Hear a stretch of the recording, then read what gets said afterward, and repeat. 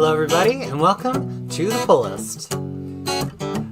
Do not adjust your streaming screens. It is I, Krisis with a K. You're not having your crisis unless that crisis is me. And we are here to continue catching up on the pull list from this year. This show is for the comics of June 18th, 2025. And as you all know, if you're regular, and if you don't know already, now you do, the first thing we do is talk about my 2025 comic book series power ranking. We're up to ranking a top 20 comic book series. Are you ready?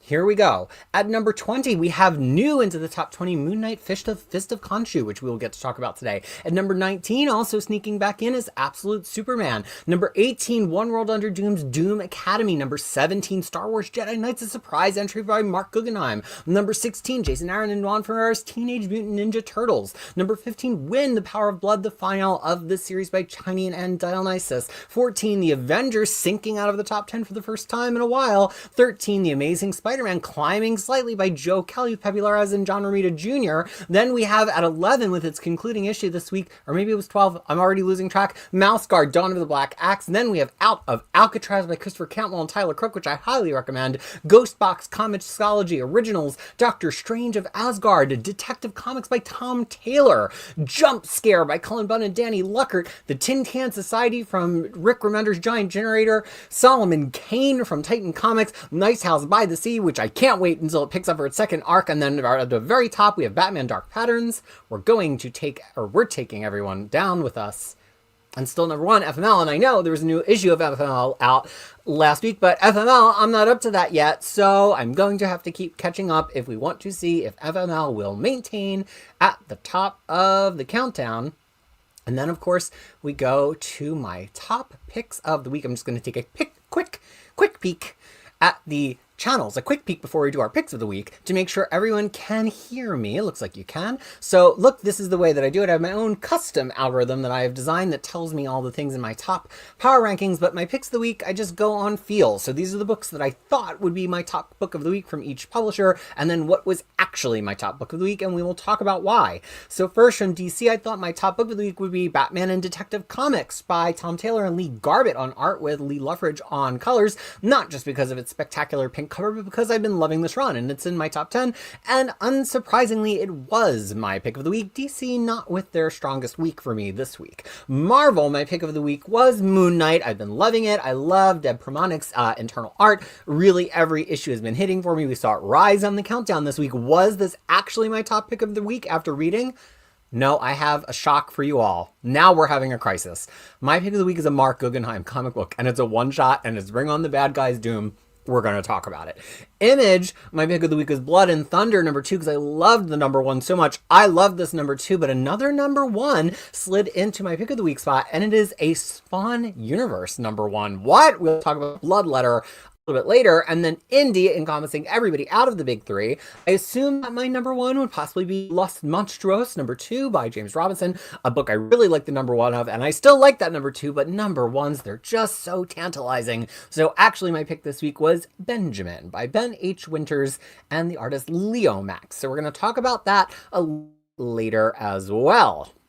I know that this is not my regular time, and it's not my day. It's not a regular bat time or a regular bat day. So I know we don't have as many live viewers as usual, but that's fine. We're doing this just to catch up, and we'll see what we see. So I'm just going to say hello to some people who chimed in a little earlier. Logan Wayne, and a lot of people, especially the Europeans, saying they might not be able to stay for the whole stream, and that is fine. We completely understand because it is not a normal time and day. Cedric and Ellen, primarily Ellen, saying the same thing. Superjob said, bring on the crisis, unknowing at that hour that Bring on the Bad Guys would be my number 1 Marvel pick of the week. How could anyone know or possibly anticipate that? We have David C., who thought the thumbnail was a month behind. No, good sir, you were trying to do your due diligence, but I am actually just a month behind a reading, although now we're creeping back up because I still do June 25th on Monday. I will be less than a month behind.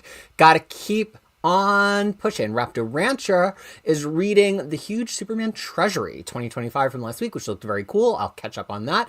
Maul is here to view my catching up. Javier Hernandez is listening to the new Twice album. I don't know if I'm familiar with Twice. I would have to consult my musical database. Cruel Angel decided not to nap and go to the gym after work. I've needed to go back to swimming or some kind of exercise all week, and it's just been a busy week. And as those of you who saw the stream yesterday, I have not been feeling well. That was a fever dream. I don't remember anything I talked about. I know I have a fishing lure now, which I guess can...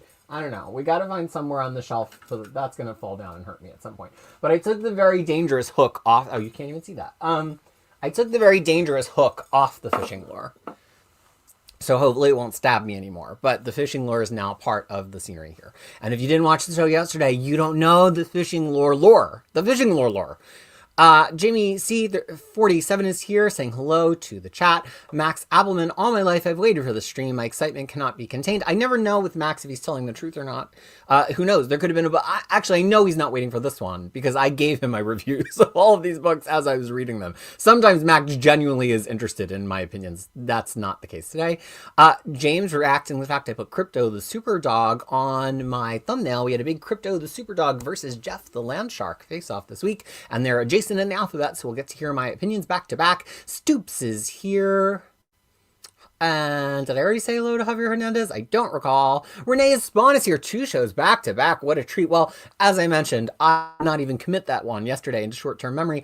As it turns out, if you haven't slept, haven't eaten, and have not been feeling well for like 72 hours, maybe don't go out on the internet and do a stream. But I needed some kind of positive signal that I was live, and so I think it helped me to see me on video to be like, oh, that person's alive. So that is why I did it. We're going to talk about some Spawn bullshit today. Renee Spawn. Mr. Tao. No, that was before the 7-minute mark. I used profanity. YouTube's not going to like me now. Mr. Tex saying hello. Quincognito, my friend.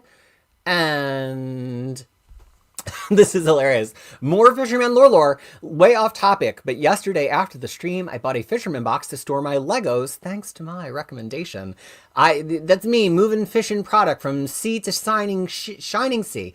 Richard Fearing saying hello to everyone in the chat, as is Mink 009, or no, 0029. One Wheelchair X is up way too late to watch the beginning of the stream. I was working my way on the way to be able to do a stream with them. And J White Wolf Library. Oh boy, another stream. I know. How do I even have another one? I already see some AMAs coming in from you, Super Job. I'll get to that in a moment. Before I say hello to Remy Darish, and we all know what comes at this stage in the show is the Moment of Krisis. So we did get a really good session for a Moment of Krisis from Logan Wayne, but I think I'm going to stew on that for a couple of days and maybe save that one until the Sunday show. And I see the internet fluctuating, so if things get too dire, let me know. But no, I'm plugged into a physical wall, so there's really not so much I can even do about that. So, Moment of Krisis. For those of you who've not seen me do this before, a Moment of Krisis, when I just have some kind of thing I've been ruminating on, even if it has been for 5 seconds, and I speak on it extemporaneously off of the top of my head. And today, I want to talk about the secret mission of Marvel and DC Comics. And why do I say the secret mission and what made me think about this? So we're here on the pull list because we are reading the monthly comics, and monthly comics are a huge part of what DC and Marvel are about. But in terms of the bottom line of their giant multinational, multi-corporate companies now, the monthly comics are but a drop in the bucket. And so if we look at the history of the past 15 years of comics, comics are variously referred to as an IP farm. They're intellectual property, they're generating stories. But I don't take such an unkind and reductive view to the idea of comics. I think the stories they're telling matter, but I think that they matter in a way that is extensible or evergreen, to use a word that we're all fans of here and on near mint condition. And the reason I say that is because if we look at the most enduring runs from the last 15 years of comic books, which very conveniently brings us right to the beginning of Flashpoint and the New 52 at DC, as well as the Heroic Age into Marvel Now at Marvel, I think if we look at the runs that have really lasted, that everybody remembers, that everybody talks about, they're kind of packaged. And at Marvel and DC, they're two very different things. At Marvel, the packages are longer runs because Marvel doesn't really do alternate reality all that well, or they haven't for the last couple of years. And so when we look at the big packages of runs from that period at Marvel, what sticks out to you? probably the first thing we would name is Jonathan Hickman's Avengers, right? Not only is it constantly in demand, not only has it been printed in multiple formats, but his Black Order appeared in the MCU in a movie that they were designing before he was all the way done telling his story, right? So that was incredibly influential. And now we're getting the MCU turning towards Secret Wars, which is a story that he often also crafted. So making that big single creator kind of contained run has not only sold a lot of not only comic books, but persistently sold books, omnibuses, and now it's going to sell those movie tickets that really, really create profit. We might look at some other things like Jason Aaron's Thor. Surprise, that also found its way into a movie that adapted it very, very poorly.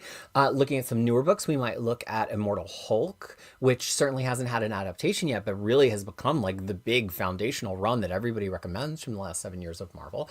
We might even look to Krakoa, although Krakoa is a pretty big and unruly thing, but we are starting to see it creep into some other media because it's in Marvel Rivals now. So now that it's only been concluded for a year, I think we're just starting to see its tendrils creep out into other media now that other media knows what to do with it, right? But on DC, we would be having a very different conversation. There are very few in-continuity runs at DC that hold that same amount of primacy as the Marvel runs do. Probably Scott Snyder's Batman, maybe Azzarello's Wonder Woman. But if we look into the history of DC of the past 15 years, we're going to be looking at a lot of cool new Elseworlds. We're going to look at, you know, The White Knight. We're going to look at the return of Frank Miller to Dark Knight. We're going to maybe even look at some things other than Batman. I don't know. I mean, there was that Supergirl being Super book. There was a whole raft of Superman, you know, things. And actually, one of the great things that DC did that did creep into other media is they used, it seemed like at the time, an alternate reality Superman to spawn, quite literally, John Kent, which now is a huge part of DC. But DC does have some mainline runs too. I guess I would be remiss to overlook Tom Taylor and Bruno Redondo's and Adriano Lucas's Nightwing, right? I say this because I was thinking about it in terms of what Marvel and DC are looking for and what they're doing right now, especially with the Ultimate Universe and Absolute DC Universe. Because news broke as I was preparing for the show today that they are soliciting a end, or at least an end of the beginning of the Ultimate Universe that will be written by Jonathan Hickman, and which will arrive right on schedule at the 24-month mark, right when he said it was probably going to wrap up. And that's not surprising. And a lot of you were like, "Oh, it must not be doing well. Oh, they're canceling it. Oh." No, none of those things happened. The thing that happened is if you look at the pattern of how Marvel is using Jonathan Hickman, they are using him for things that they are trying to create these packages of, these things that DC is better at doing, these little bundles of continuity, of plot, of sellable books, of adaptable stories. Look at what he's been doing since he left Krakoa. He did Gods, he launched Ultimate Universe and has been writing one title, which is going to easily fit into one book. He's doing this Imperial thing, again, something easy to pick up and look at and put into one book. He did Wolverine Revenge. This is Hickman's job now. He's generating singular packageable runs.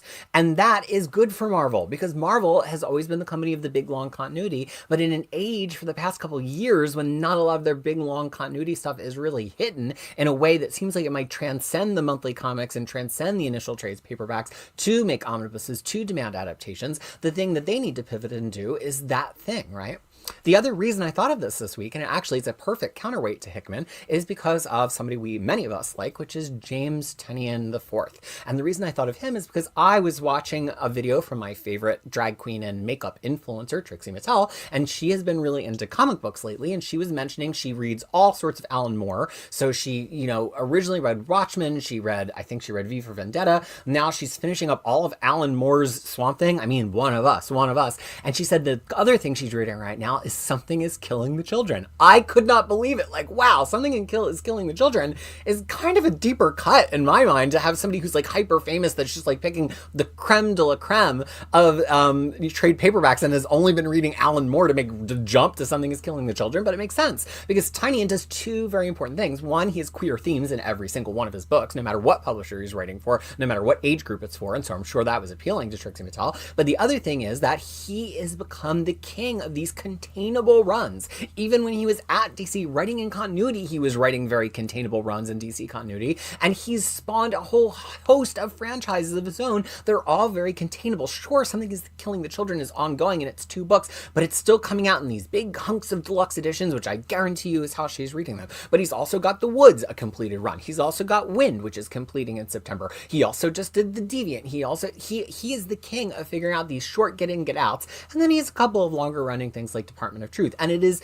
no coincidence that Tynion and Hickman were the first two major comic creators that got scouted out of Marvel and DC to go and create comics on Substack, which gave them extra flexibility. Hickman does his 3 Worlds, 3 Moons thing, which I've never read, and Tynion uses it to kind of supply a number of ideas in his books that then sometimes spawn off into other things. So it started with Blue Book, but then Blue Book now has a library edition, even though it originally started out as a Substack comic. So I was just really thinking about how right now in the market, the things that are successful, truly successful, and that they have legs, and that everybody wants to talk about the next saga, right? And not just the next saga of something, but the literal saga from Brian K. Vaughan and Fiona Staples, right? I think the next saga is not just some big universe that captures your attention. It's something that somebody can take home with them. It's something that somebody can say on a YouTube video that they've been reading it. It's something that they can get their arms around. And I think Marvel has figured that out, and they just have Jonathan Hickman right now. I think if you look at the rest of their schedule, they're actually trying to bring some of that stuff back. They have Bunn doing a Deadpool Kills the Marvel Universe one last time. They have the absolute spectacular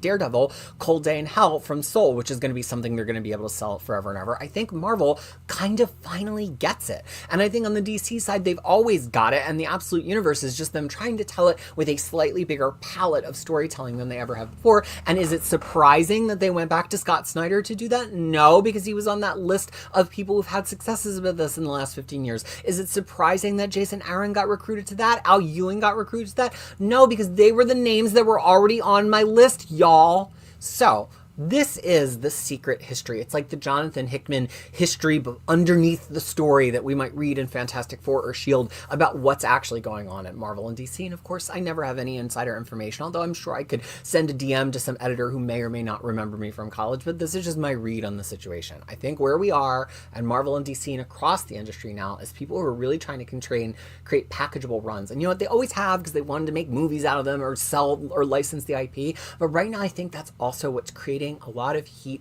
and interest in the market, is things that feel packageable. Even if they're continuing stories, like Lazarus, it's like has a chapter end, has a year ended, has a season ended. And I don't think it's any mistake that Saga, the big granddaddy of all of these successful comics of the past 15 years, came back and just did a very brief, for them, and containable season, and then said, we will be back. I think the season model is big, and I think Marvel and DC understands that they've got to create these containable runs. Is the Ultimate Universe going to end forever? No, but Marvel and Jonathan Hickman learned from the experience on Krakoa, and they are not going to say that just because fans love it, they're going to let it drag on 3 more years, because even though we got so many amazing Krakoan stories from that, Marvel lost out on their long-term ability to market Krakoa because of how sprawling it got, and they're not going to make that mistake again.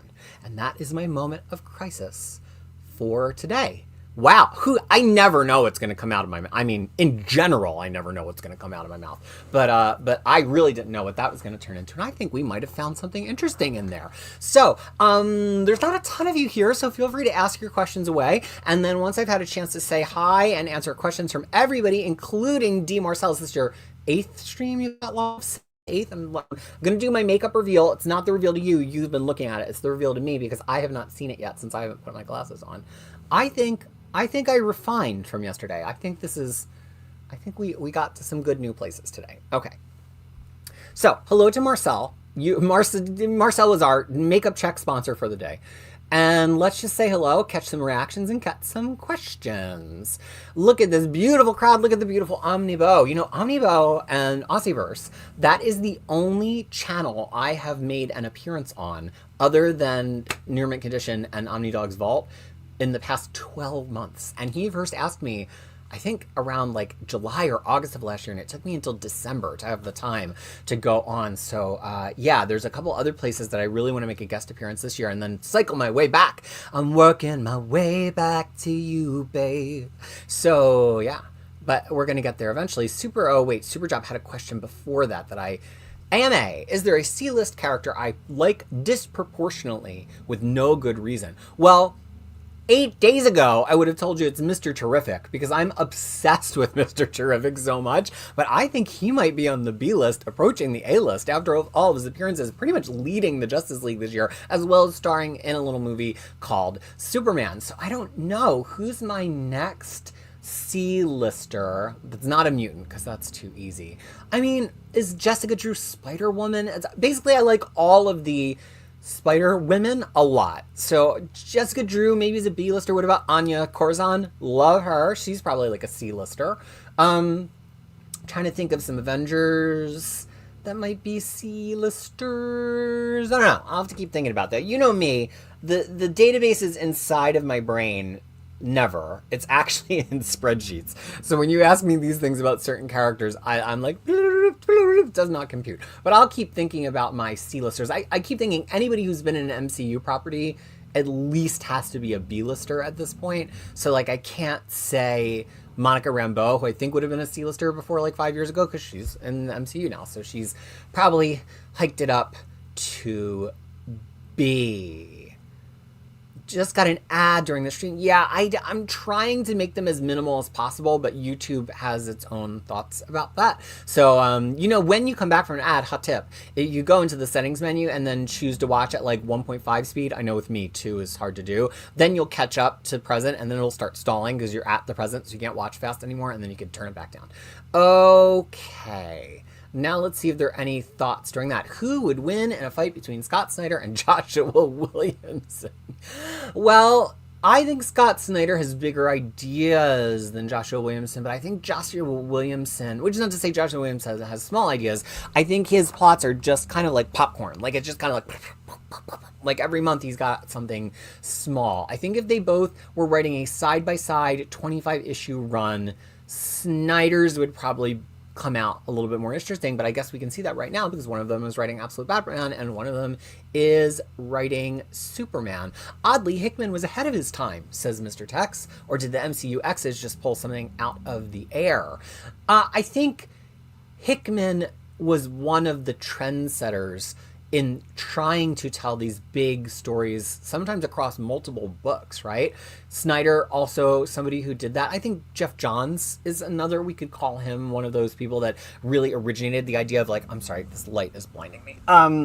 Jeff Johns as one of the people who also originated that idea of, I'm going to tell a story across many years, across multiple properties, and all these threads are going to come together. Al Ewing does it all the time. Tynion was doing that at DC quite a bit. Also, apparently it's Logan's birthday. Happy birthday to one of our favorite regulars and favorite folks to chat about in the chat. Always an instigator. I'm genuinely surprised the DC has never pushed Blackest Night to film.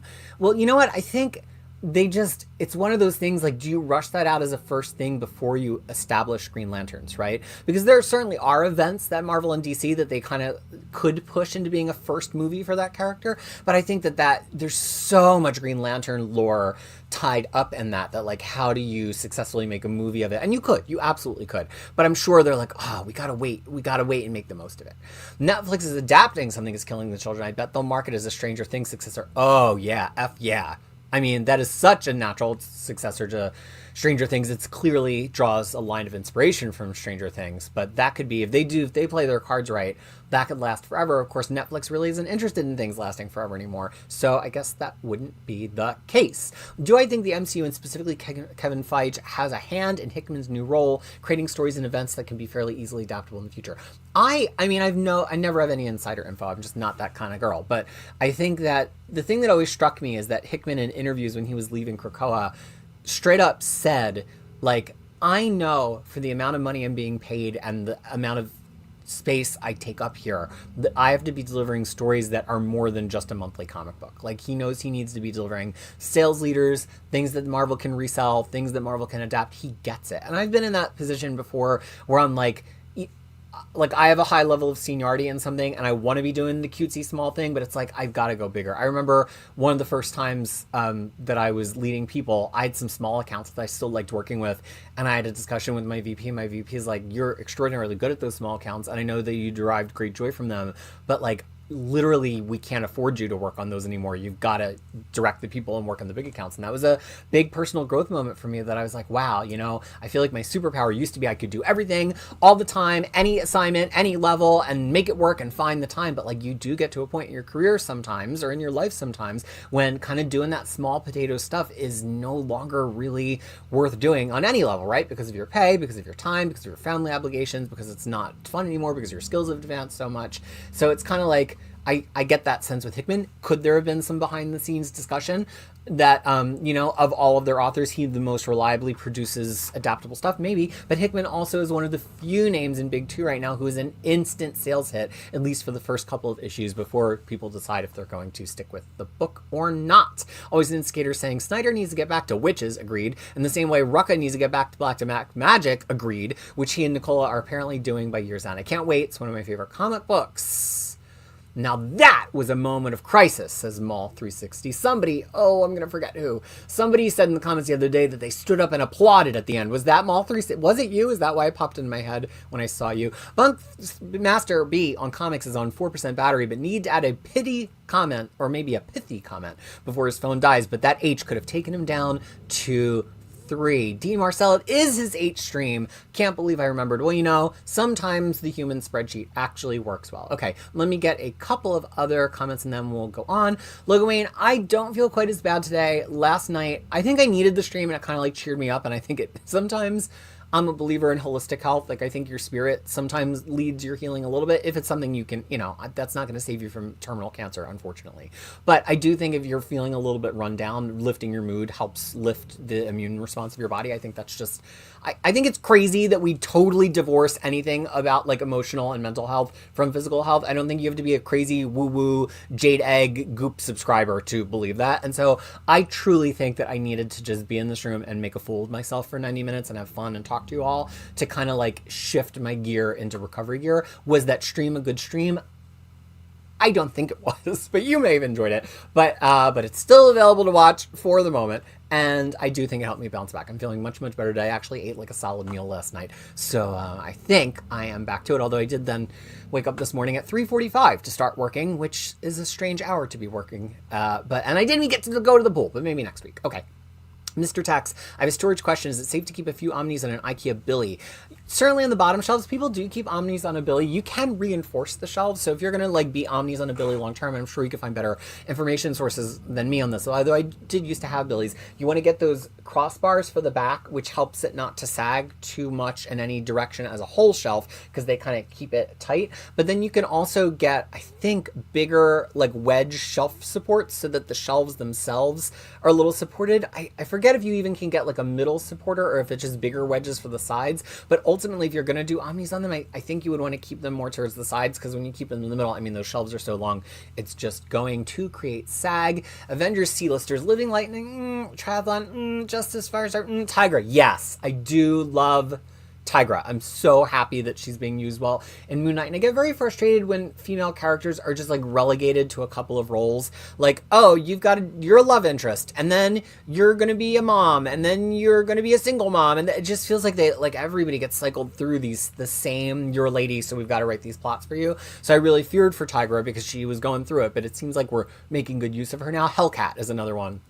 Not that I only like cat characters, but I really, really, really love Hellcat. I think she has a really cool story.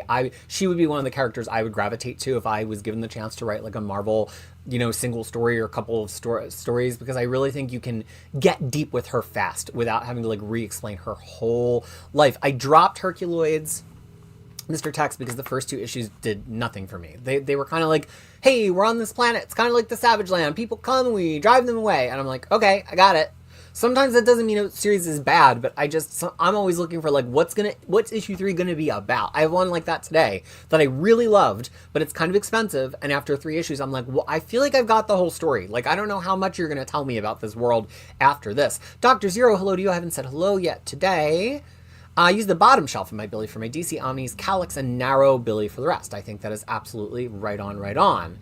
have absolutes on top of the billies, not top shelf, but on the top, because the top, unless you mean the top shelf, of course, because the top is generally thicker and more reinforced. Hello to Raging Sloths, random, but I'm reading Rebirth Superman and Action Comics. Love those runs.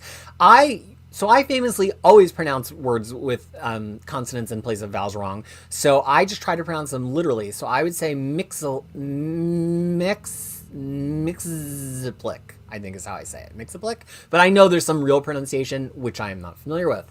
Okay, we got to get rolling here. A couple more. Quincognito says someone at Marvel smartly using Hickman the way, but then someone else is making the call to price single issues at $10 or cancel hardcover editions like they could do better. Yeah, it's kind of like when one Supreme falls, the next rises. Like it kind of feels, and that's been the thing with Marvel and DC going back to the 60s and 70s. So it's kind of like Marvel's kind of not able to figure out what is going on with their, book market and selling things and canceling things. And then like DC is like surging and their collected editions are getting better. It just feels like there is enough market share for them both to do well. But I think partially because they share so much of the same talent pool and they draw from so many of the same ideas, I tend to think that that happens. Rexmo saying hello. Marvel, Jamie C47, this is more of a Omar question. But Marvel, I think, saw that OHCs are not that profitable when they go to multiple volumes. They sell one well, but they don't sell multiple well. And I don't have insider info from Omar, but you can just see the pattern where they struggle to get through like X-Force or Wolverine or Fantastic Four. They canceled the Krakoa ones halfway through. Immortal Hulk limped, I believe, across the finish line. So I think that they're focused on OHCs for just things that they could do one and done, like Chip Zdarsky's Invaders, which I think is the way to go because it's more like DC strategy of like, hey, this is going to be problematic to fit in an omnibus later. Let's just do an oversized hardcover of it. So I just don't think I think the market has proven, and I don't think that's just because there's no interest in them. I think it's also because the market knows once something has gotten a third OHC, it's probably getting an omnibus. And so since Marvel has taught us that behavior, people buy the first 2 or 3 OHCs and then they just wait for the omnibus to come out to sell them. And so because we've learned that from Marvel, now they can't really put out OHCs as much. One Wheelchair uses a Billy for omnibus and did not know about the bar and SAG. Thanks for that. Mr. Tex enjoyed the Hall stream. I can't wait to read those Witchblades. Once I am caught up, I kind of talked myself, this is one thing I remember from the stream, I talked myself into the idea of doing that list of top runs I want to read rather than top runs I have read. I think that would be really fun. And then maybe we could like vote on them, or it could turn into like a book club for Patreon or something. I hope that Ryan Coogler's meeting with DC was for an adaptation of Far Sector. God, please make that happen. N.K. Jemisin deserves at least one thing she's written to be adapted by someone who could really do it justice. Yeah, I have her books on my dresser, the box set, and I just have so little free time for reading novels. But I absolutely would love to read her. I only see 2 more, so we're doing these 2 more, and then we're getting started. Because, of course, I went past the 30-minute mark, even on an off day. Am I as depressed as Super Chop when Marvel announces a theoretically exciting event, and then it turns out to be Age of Revelation, and then we see, I haven't even seen what writers are on it, because I don't care. At this point in my comic consuming life, I don't care about what event they announce. Like, it doesn't matter to me anymore. I just want good stories. If the event is going to cause good stories to happen in the books, then I'm excited about the event. So like Blood Hunt, do I like vampire nonsense? Yes, I do. Was I super excited about Blood Hunt? Because like it's, are the books going to get more interesting with vampire nonsense in them is the question, right? So I will, I'll tune in for anything. And if the thing turns out to be good and it's good for the stories, then it's good for the stories and it wound up being positive. But I don't know that there's any event that Marvel or DC could announce at this point that would excite me. I'm always going to be like, are these authors capable of doing something interesting with an event? Lance is driving home after his 4th time seeing Superman. That is dedication. Next, Imaginaut, who is the repository of such academic knowledge of this, says that is Mix Yez Pitlick. There's not enough vowels to give me that information, so I'm going to go on saying it my way. And Jamie C47 is the last one we're going to be doing for now, is that it's a shame that they don't do anything like deluxe editions of classic arcs like DC did, though, rather than volumes of runs. Okay, we're going to crack into the books now. As you know, if you give me a comment that is relevant to the book that we are currently reading, I will try to bring it up on the stream. And if not, we will catch it in the middle. So quick framing check. If I am framing correctly, my little Queer AF pin should still be in the frame right next to the comic book. So is that the case? If not, I've got to turn a little bit more. I can't tell because I see the mirrored version of that. So you let me know and I'll just get started. Okay, as we all know, I don't read. Oh, and we are going to take our customary break at the H's. So I will have a chance midway through to catch your comments and catch up on your comments at that point. Okay, as we know, I don't read 20 AD, so 2000 AD rather, so that means our first comic of the week is Absolute Flash number 4. Here's the huge, crushing disappointment of this issue, and I don't mean disappointment just because Jeff Lemire is writing it. I mean disappointment because the entire creative team changed. Now, I'm open to changes in creative teams when it is just the penciler changing and we keep a consistent colorist, but Adriano Lucas is not here on colors, and Nick Robles is not here on pencils. This is a totally different team with AJ Kaplan and Chris Sotomayor. They're a fine team, but all of a sudden this looks like an Archie comic, and not just because our hero has red hair, but because it's just got this very kind of gawky, cartooned look to it and a very grayish cast to the colors that Nick Robles did not give it. Even trying his hardest in broad daylight, Chris Sotomayor just cannot bring this all the way back to the level that Adriano Lucas was coloring it. And also, I hate the way that AJ Kaplan draws eyes, where like he's put the eyelash, the inner eyelash into the eyes, so the eyes themselves are just a crazy starburst. No, I reject that. So not only is this story continue to be pretty weak, but now it has lost the competitive advantage of having great art. Really all that's left in this book is great letters from Tom Napolitano. I give this 2 more issues to see if it bounces back, but I find it dreadfully, dreadfully boring. Still hearing the pin is not in the shot. Okay. That means, you know what? Because I started moving in the wrong direction. It should, because it's right on the 3rd. Now it should be in the shot. Okay. Let me know if it's in the shot now. Absolute Flash is killing me. Why does this book exist like this? Rami said, unfortunately, the art did not work for me. Next, we are talking about the final issue of Avengers versus Aliens, Aliens versus Avengers, I think is actually what it's called. It's issue number 4, and it is, of course, by Jonathan Hickman with art from Esad Ribic, colors from Yves Sorsina, and letters from Corey Petit. This is another thing. All of these things kind of fed into my thinking about that Moment of Krisis. I think this stands as a thing that will work because, you know what? It's a very grim kind of aliens kill the Marvel Universe story that's got a bunch of characters, including Sinister, which kind of hints to me that Marvel's going to take Sinister pretty seriously on an ongoing basis, that maybe he might be the first villain for the X-Men in the MCU. That wouldn't surprise me either.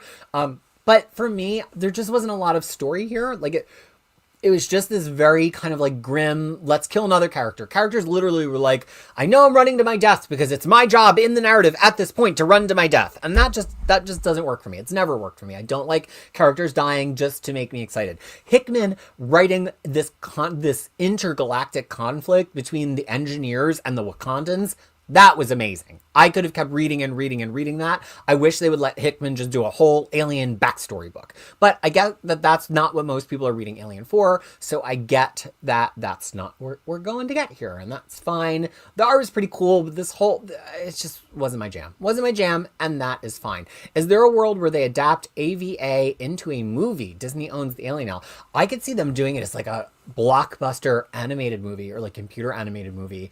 I don't think they would ever go to live action with any of their mashups of properties, but certainly they have to maybe be thinking about like some mature audiences Marvel mashups of like Aliens and Predator and their superheroes as well. Jamie C47 says, Aliens versus Avenger number 4. Enjoyed this, although the release schedule for this book was a killer. Wow, that's what you got with Esad Ribic. Love the symbiote and Sinister involvement, plus some great world building, which I agree with. Amazing Spider-Man. Now, I had some trepidation about this one because this was the first issue with John Romita Jr. on art, alternating with Pepe Larraz, which is insane. That's like saying we're going to alternate laps in our Ferrari versus our bulldozer. But I have to say, this is the best issue of John Romita Jr. art I can remember in quite some time, and I can tell you exactly why. It has a lot to do with the inks from Scott Hanna and the colors from Marcio Menez. The inks are light. Look how fine the lines are here. Look how crisp her eyes are. Look how thin the stroke on the edge of Peter's smile is. That is what John Romita Jr. needs, not somebody who thickens his lines and makes everything look heavy. And then Marcio Menez very wisely has figured out that he's got to do a lot of color holds on John Romita Jr., which means not every line needs to be shaded around. Some of the lines could be colored. As a result, yeah, John Romita Jr. always has a little bit of problem with perspective these days, but everything looked good. Like, and there was acting in it. And I love that Pepe Larraz, or even not being on the title, I definitely feel his influence on the design still, even though, of course, John Romita Jr. has his own way of doing things, including his own way of drawing the spider suit. But I also really just like Joe Kelly's direction here, right? This is a Peter Parker who's not a total loser, but he still has trouble keeping things straight. And this really didn't take us anywhere. It was kind of just about all of the women in Peter Parker's life, his CEO, his maybe girlfriend, but they're not exclusive yet. And then Black Cat, who's always willing to fool around, but Peter Parker knows he can have some pretty bad luck when it comes to fooling around with the Black Cat. James Abel says, Amazing Spider-Man number 6, the jumping back and forth is getting a little old for me. I still enjoyed this issue, and Black Cat was fun to read. We always need more of her. And Quincognito emphasizing that he agrees. JR lives and dies on inks. I thought for a while that he worked badly with modern colors. I did too, but it's that thin inking that makes all of the difference. Logan Wayne, that's what I keep saying. JR can still deliver. He just needs the right inker and colors to work with. Yeah, there were points of him on Bendis Superman that I really, really liked, and then there were points that I didn't, and it often had to do with what colorist he had. You all explained Essentia to me, so now I know to not be excited about it anymore. But how do you get it away with having a killer Ronald McDonald on your cover without the lawyers coming and knocking at your door? I don't know. I also don't read Assassin's Creed Mirage, A Soar of Eagles, although I love a book with 3 titles. Actually 4, based on Ubisoft's creation. That's issue number 3. So now we're going to try to do all 3 of Marvel's in-continuity digital books all in 60 seconds. Here we go. The first one is... Hold on. I didn't have the credits up, and that's going to waste 2 precious seconds, which I'm going to need to get all the way through this. Okay, let's try that again. Ready? Okay, this first one is Astonishing Avengers number 19 by Steve Orlando with art Francesco Argentiano, colors from Carlos Lopez, and letters from Travis Lanham. In this one, the Avengers ladies get whisked away to have a fight to the death now that they've already had one standard fight in a wrestling match. And so it kind of just... I don't know, it's trending a little silly for me. I mean, it's fun to see them all shouting and wrestling, even if it's to the death, but I just don't know that this arc feels like it has that much weight or fun to it. Next, we come to Astonishing Spider-Man number 32. This, of course, is by Scott Aukerman with Julian Shaw on art, CC De La Cruz on colors, and letters from VC's Joe Sabino. I enjoy this book more when it focuses on somebody other than Spider-Man, because it feels like there's so much room for that, and at this point, there's so many Spider characters. So right now, this is focusing on Morbius and then the side character Webhead. The thing is, I think this Morbius is very, very weirdly out of character. I know that there's like funny Morbius and serious Morbius. This is way too far towards funny Morbius, but it's nice to see some characters in the Spider-Universe get play outside of just Peter. Then finally, we have Alex Packnadal returning to write some Generation X stuff on Astonishing X-Men number 25 with art from Philip Sevy, colors from Michael Bartolo, and letters from Clayton Cowles. And this starts a pretty forgettable arc. I just feel like anytime, maybe we'll give this all 60 seconds since I'm going to need it anyway and it's X-Men. I feel like there's certain tropes that we've just seen so many times, especially in X-Men, that if you're going to do them, it's almost like an instant signal like, oh, this is going to be low-key boring. And I think that this trope, any kind of trope that's like, this is a community that's good for mutants, and then it turns out to be like secretly killing them or secretly harvesting their energy, or secretly it's like Midsummer and one of them is going to get, you know, like sacrificed. We've just seen that story so many times before, and as soon as you start laying out the plot beats to it, it's like, yeah, we know. And so that's just kind of what I felt in this issue. Like, it's interesting that they're going to this place that mutants are supposedly welcome in the wake of Krakoa, and it's interesting that Paige Guthrie has some opinions about that, and it's interesting that Skin is there, but I'm just like, we just know this whole story. It's really, really hard to pull any surprises in this particular kind of story, and I get it. These are digital books. We're not innovating the new world of storytelling here, but I guess my question for you is, why not? In a book that's just going to happen digitally week after week anyway, that's going to get cut off when it's going to get cut off anyway, and doesn't have real sales numbers, why wouldn't you push the envelope? That's my question. So now we come back to a big old regular Marvel comic book. Apparently I put all of this in here twice. Okay. Now we come to a big old regular Marvel comic book, The Avengers, number 27. This title is losing me right now, and this is the second time that McKay has had to tie into a line-wide event, but of course last time the line-wide event was his own, so he had a choice of where the characters went and he could have his own story in mind. This time the line-wide event is Ryan North's event. We get like 2 pages of Farhad Karimi art here, which of course I am excited for, but then the rest of it is by Andrea Barcardo, who I do see improving, and I think some artists just need some time to like ease into the characters, get the character models right. This is the best I've seen Andrea Barcardo's art look in the 3 issues they've done. This is the Farhad Karimi page, of course, Karami, I should say. Totally mind-blowing. As colored by Federico Blee, who now at this point is not everything just looking blue. I also feel like Blee is starting to have a very specific palette on this comic, which I appreciate as well. But this action page from Barcardo, it's fine. People are on model. I do think he draws Sam Wilson a little bit distended. But this story about the Avengers fighting the Masters of Evil, but really it's just Falcon and Black Panther fighting the Masters of Evil, and really it's like a B-list version of the Masters of Evil. I'm sorry, we're just at a point that you've told me to not take Mr. Hyde seriously so many times that I can't take him seriously as one character fighting the Avengers. And that's an unfortunate rhetorical drift that we've had in Marvel comic books. All of these characters that were really cool villains of the 60s and 70s who could occupy a team for a couple of issues, the Wizard, the Mad Thinker, Mr. Hyde, all these characters, now they've just made them punchlines and jokes so many times that it's really hard to bring them back and make it seem credible that any number of Avengers are fighting them. And unfortunately for me, as much as I try not to bring baggage into my read, for me that is weighing heavily on my read here, because it's hard for me to take seriously that these characters are any kind of a challenge for the Avengers. James Abel saying, the story arc is working for me. It feels like the stretching the plot into 4 or 5 issues. But this is just an example, like, this does not, I would not have guessed that this is Blee. It doesn't have a blue cast across everything, even all around her suit, which has that kind of black blue quality to it. He went even a little bit green or like teal or topaz colored instead of just blue. And like the red is not this wan grayed out red, which we get from him sometimes. It's actually like a pretty red. Only around Falcon's costume do I feel like the cast of blue light really like is shed on everything, including his face looking kind of gray, which I think is just the wrong way to color an African-American or a black character. Their skin tone shouldn't look like, you shouldn't look ashy in the face. That's not a good call. Okay. Batman and Robin Year 1. Now, last month I was saying, and a few other people said, that the mob plot of this Mark Waid and Chris Samnee book with letters from Clayton Cowles was starting to feel like it was getting a little bit dull as held alongside the plot of Robin's Year 1, because the stuff about Dick Grayson really kind of in his first weeks with Batman really is compelling here. Well, this issue for me kind of won it back, because the mob story felt like it was more in service to the Dick Grayson story, and that's what I'm here for. I love this panel, which I'm sure is going to get memed, of Robin pointing a gun, which Batman smacks out of his hands and of course says, "No guns!" Right? Because that is Batman's story. And it's just really interesting because Waid is finding ways to give us these formative moments with Robin. The first time he does have to like walk a tightrope for Batman. The first time Batman does smack a gun out of his hand. Like, that's what we want from a Year 1 story. And to then on top of that have this really kind of adorable conversation between Batman and Commissioner Gordon, where Gordon says, "No poof, I turned my back, but you're still here? Was there something else?" And Batman says, "Your daughter Barbara, she was Robin's age here. Is she well behaved?" And you see like Gordon's eyes kind of like going like, well behaved, what are we talking about? And then he's like, "Oh, Batman's asking me for parenting advice?" And then we get a smile. See, there's a smile on panel from Batman saying, "Robin's a good kid."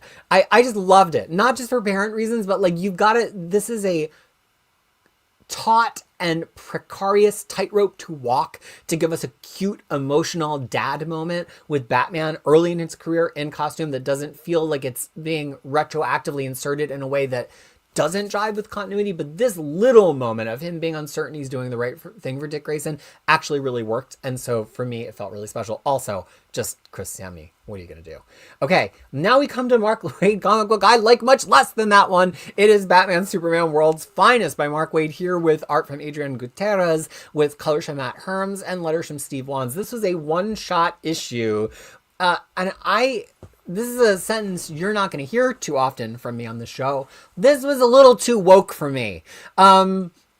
Mark Waid does this whole thing where Commissioner Gordon and Perry White go on this like manosphere podcast to argue with this very Joe Rogan-esque character. And considering that this is meant to be the flashbacky series that's set like in the past, I just was like, what is this actually about? Like, why are we doing this? Why did this have to be the plot beat the way that you would frame this? And I get he's just, I mean, at this point, if we're talking about a sliding time scale and if Superman and Batman have been around for 8 years, guess what? They have been around in the Manosphere podcast era. But it just felt really like kind of trivial to me. Like, what is the story? And then it also turned into a kaiju story. Not once did Adrian Gutierrez draw the kaiju in a way that made sense. And I understand that part of that was a stylistic choice to kind of show him in shadow. And he drew a really great Superman. But I just was like, in a kaiju story, at some point, give me a clear shot of the kaiju fighting the giant Batman bot in the suit. And I just never got one good page of that. I'm like, that's what I'm here for if you're going to do that in your comic. Black Box Comics is dropping by to say hello. We know I love some Black Box Comics. Black Box, I went on Global Comics 2 weeks ago to read Risk number 3, and it wasn't on Global Comics yet. So now I have to do it as a catch-up read. Maybe I should just be getting review copies of the old books. That's the thing we could talk about somewhere other than in the comments of the show. But I do love me some Black Box Comics. Now we come to this this Benjamin book. I didn't know what I was getting here, and part of that is because the artist, Leo Max, who I do know and love, is not the cover artist here. The cover artist is Christian Ward, who has a very specific look to him that is not the look of Leo Max. And I just think when you have somebody of Leo Max astounding art quality, why are you going to have a Christian Ward cover? I almost didn't read it because I was like, I don't really like Christian Ward drawing like grounded stuff that might happen in a motel, but I'm so happy that I did, maybe because it had so much pink on the cover. Now let's get into the actual comic book. So this plot, look, it's easy to make great number one issues, and especially now that we're deeper into the year, I'm not just saying a comic is the best comic ever just because the number one is good. Burnt me once, fooled me once, shame on me, fooled me twice, I'm a Marvel reader. Fool me 3 times, I might be a little bit stupid about this number one issue thing. So we're just going to start the counter again because that was just me being a goofball. But as number ones go, this was spectacular. Let me tell you why. First of all, Leo Max art. I love this art. It's grounded. I love how it's colored by Luca Bertelle. I love how it's lettered by Becca Carey. It just grounds me in the real world with figures that feel like they have weight and personality and difference. Look at the height differences. Look at the difference in face shapes. Look at their expressions. Look at the wrinkles around their mouth. This is an artist who's like making all of those choice with great deliberate nature. But the story of this from Ben H. Winters is really what got me. So this man wakes up in a motel room. He doesn't know why he's there, how he got there, and they kick him out. But the bellhop takes pity on him and starts kind of taking him to a diner, taking him through the city, asking, what's the deal? And it turns out that he knows who this man is. He's a very famous sci-fi author who works as speculative fiction, sort of like Philip K. Dick. And it turns out that the author, now that he's been reminded who he may or may not be, is thinking that he's actually living out the stories from one of his books, or possibly multiple. And so it's them off to the storage unit to pull all of his old paperback books out of storage to try to figure out which of the stories he is living and why he woke up without a memory in the motel room. Fantastic concept. I love that it was Philip K. Dick flavored. I love that it had a little pinch of Memento, right? Just really, really fun. Great art, great creative. I cannot wait to see where it goes. Of course, this is kind of just the pitch, right? The first issue is just, it's like the beginning of the magic trick, right? It's the setup. Now we have to see if the trick actually gets carried off in issues 2 and 3. Yes, Superjob, there is no secret that my favorite covers all have pink on them. I want the same color pink on the cover that I want at the edge of my cheekbone in my blush. That is what drives me wild. But in this case, I almost skipped it because, again, Christian Ward, who I do like, I didn't think I would want to read drawing this book. And I just don't understand how you don't put Leo Max on the cover. Life-sustaining water. Also, hello to Adrian Montanez. I did not read By Visibility number 1, the Bike Shop edition. This was a Kickstarter comic, and we know I love gay stuff, but I do want to make a comment about Kickstarter comics here. Comments, drink, because something I've started to notice. If you're going to have a Kickstarter comic and then later it's going to come out on the direct market, like 6 months later, a year later, you need to reopen late pledge or turn the button that's still at the top of the campaign into a support us. There's like a support us button that you can change it to that sends them to your website or something, because there are going to be people who are Googling your comic and who are trying to find your comic. like moi. And when they do that, they are going to just find nothing. I've started to do that, and if something has an ability to late pledge, I will late pledge, and then I have the digital version of that comic book. Maybe it's only going to sell 10 issues or 20 issues, but wouldn't you rather have those $20 just with the Kickstarter fees taken out? Especially because almost none of these comics get offered on Comixology. So even if they're offered on Global Comics, why not just put that money in your pocket? I don't understand. So that is my new pet peeve about these comics. Now I am up to Blood and Thunder. If you missed it last month, I absolutely love the first issue of this. And the story is that Benito Cerino has an original story that he developed over a decade ago with Robert Kirkman that he came back and had new ideas on. And so now this is a new ongoing series from Skybell Entertainment. And this is just the second issue of what is tipped to go. It seems like more than a year at least. So this issue was a little bit smaller than the first issue. This first issue really established the world of Earth that we're on with these multiple layers, is very Fifth Element. This takes us much, much tighter. It takes us into the relationship between Blood, our bounty hunter, and Thunder, her gun that has an AI. That means it has a real personality, shades of the doors that slide open and closed in the world of Hitchhiker's Guide to the Galaxy. But this is a pretty friendly gun, and the gun has memories too, and including memories of when it first met her when she was a little girl, and it was just her father's gun. But meanwhile, we have a pretty big caper going on, and we see the Prisoner X that broke out of prison on the lower levels of this new multi-tiered version of Earth in the first issue. And I love it because the prisoner is just an unrelenting bad guy. We don't know what he wants. He's breaking into a bank just to take money, just because it's fun to take money from people, and he's this big kind of squid creature, and I love that. And that gives her a reason to be like, oh, I guess I'm gonna get pressed into service here. She doesn't really want to be a police officer because there's baggage tied up with that with her dad, but she kind of feels like she should be more of a bounty hunter too. I just love this. I love that it's immediately established the sci-fi setting, and that also that I love that within that sci-fi setting, we've got like a real tangible character who I'm already growing to love. Art from E.J. Su here, colors from Sayak, and letters from Russ Wooten. Okay. Blood Letter. So this was my image pick of the week. I thought it was going to be Blood and Thunder, but it is Blood Letter. This is a new Spawn book. It is co-written by Tim Seeley, he of Hack and Slash and many, many, many, many other comics, and Joseph Illidge, who, if I'm not mistaken, is from the world of Milestone. That's where I know Joseph Illidge from. Art from Christian Rosado, colors from DC Alonso, and I just, first of all, Christian Rosado, I was not aware of your game. This is given like Michael Lark on Lazarus quality. This is really, really something impressive, right? And great colors from DC Alonso. I love it because it takes a different approach to the Spawn universe. So many Spawn books, the first thing it wants to do is connect us to some Spawn BS and like weave it in so deeply to that BS that like we don't actually get the character. You got to start with a character to make us love your comic book, right? And so here we start with this character. She's an agent who got burnt in the past from Al Simmons before he was Spawn. Now that she realizes he is Spawn, she uses supernatural powers by way of tattoos and magic on her to continue doing good, but to also close the noose around Spawn. But the great thing is, I don't even feel like she needs to chase Spawn. I would just keep reading this comic book. She basically goes and frees a bunch of people who are about to get, put into the slave trade, but she only frees them from their supernatural fate. And there's this great scene of her negotiating with a level 5 demon to be like, I'm going to send you to level 10 if you don't get out of here. So, and they don't level 5 demons on level 10 is like how level 5 demons treat humans. So you better think twice about that. Great story beat. So grounded in what a real person in the Spawn world would use to negotiate with a demon. I just felt like it was much more real and grounded in how a character would talk than this kind of like machinations of heaven and hell stuff we get in so many Spawn books. But then the people are like, wait, so you're not freeing us from slave trade? You're just freeing us from the demon using us for slave trade? And she's like, yeah, I'm not here to police humans. And then later she's like, all right, maybe I'll police the humans.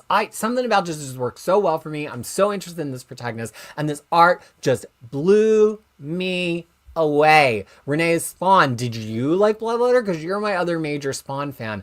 I need to know. Also, Novarg making a comment about that Blood and Thunder that we just did. That gun sounds like Skippy from the Cyberpunk 2077 game. Also, very late. Hey there to you and your profile picture, your creation, the character L. Okay, let's continue to another one of my picks of the week.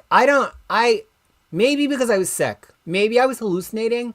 I need to know that one of the rest of you read this. James, somebody, has anybody read this? So this is Bring on the Bad Guys, the first one-shot in a series of Bring on the Bad Guys. Of course, this is a longtime Marvel trademark. They used to call a collection Bring on the Bad Guys back, I believe, in the 80s or maybe even the 70s, that collected some famous origin and adventure stories from their major villains. Let's start the clock again, because that wasn't actually about the issue. This was written by Mark Guggenheim, who I'm being forced to change my opinion about. Art from Stefano Raffaele, letters from Travis Lanham. This, I mean, I don't know where to start. Art, let's start on art. Stefano Raffaele, good God.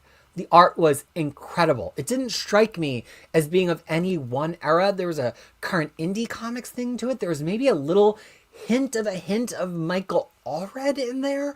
But there's also a lot more lines and more rendering than Allred used. I just found this art absolutely transfixing. It also looks like the guy, and I'm not going to remember his name, who drew the first issue of the Violator Origin series. We'll look it up later, but the art was phenomenal. So I was already sold, even if the everything else was terrible. So then the great thing about it is that it shows Doom.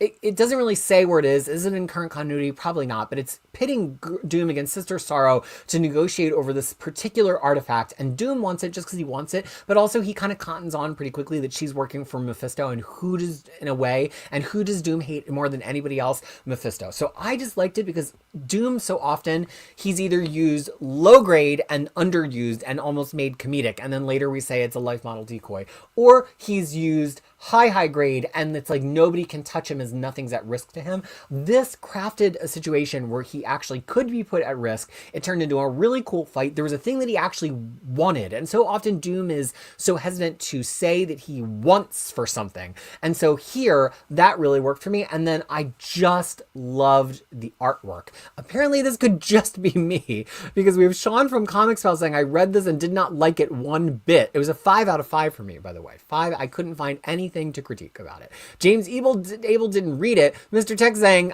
didn't read it, but the Michael Lark's art doesn't do it for me, so probably wouldn't like it. And Superjob did remember that artist I was thinking of, Piotr Kowalski. So yeah, I have zero hopes that the rest of these Bring on the Bad Guys one-shots are going to be as good as this one. And this could be, I'm very susceptible to #1 issues. Sometimes your older relatives are susceptible to Fox News. I'm susceptible to a well-crafted #1 script. In my mind, I think all of the issues of the series are going to be that good. Many of the rest of you have an easier time seeing the faults that are already showing themselves, while I am blinded by that big, bright #1 on the cover. So the thing is, this is all going to be #1s, but I'm not going to treat them that way because I know better. I'm going to treat them like they are just sequential issues of a Bring on the Bad Guys series. So we will see if the remainder of the issues hold up to that #1's quality for me, because guess what? I loved it. Oh, and I mean, this page of Mephisto. Come on.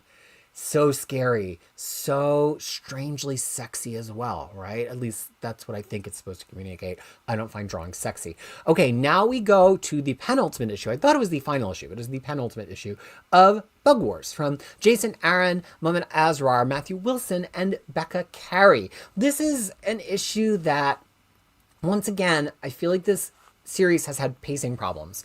Every other issue just feels kind of like an information dump, which maybe is going to read fine in collection, and maybe this is Jason Aaron. I mean, he doesn't do a lot of indie stuff, so maybe this is him really thinking ahead to kind of build his own empire of kind of containable, decomposable parts in the same way we were talking about with Hickman, right?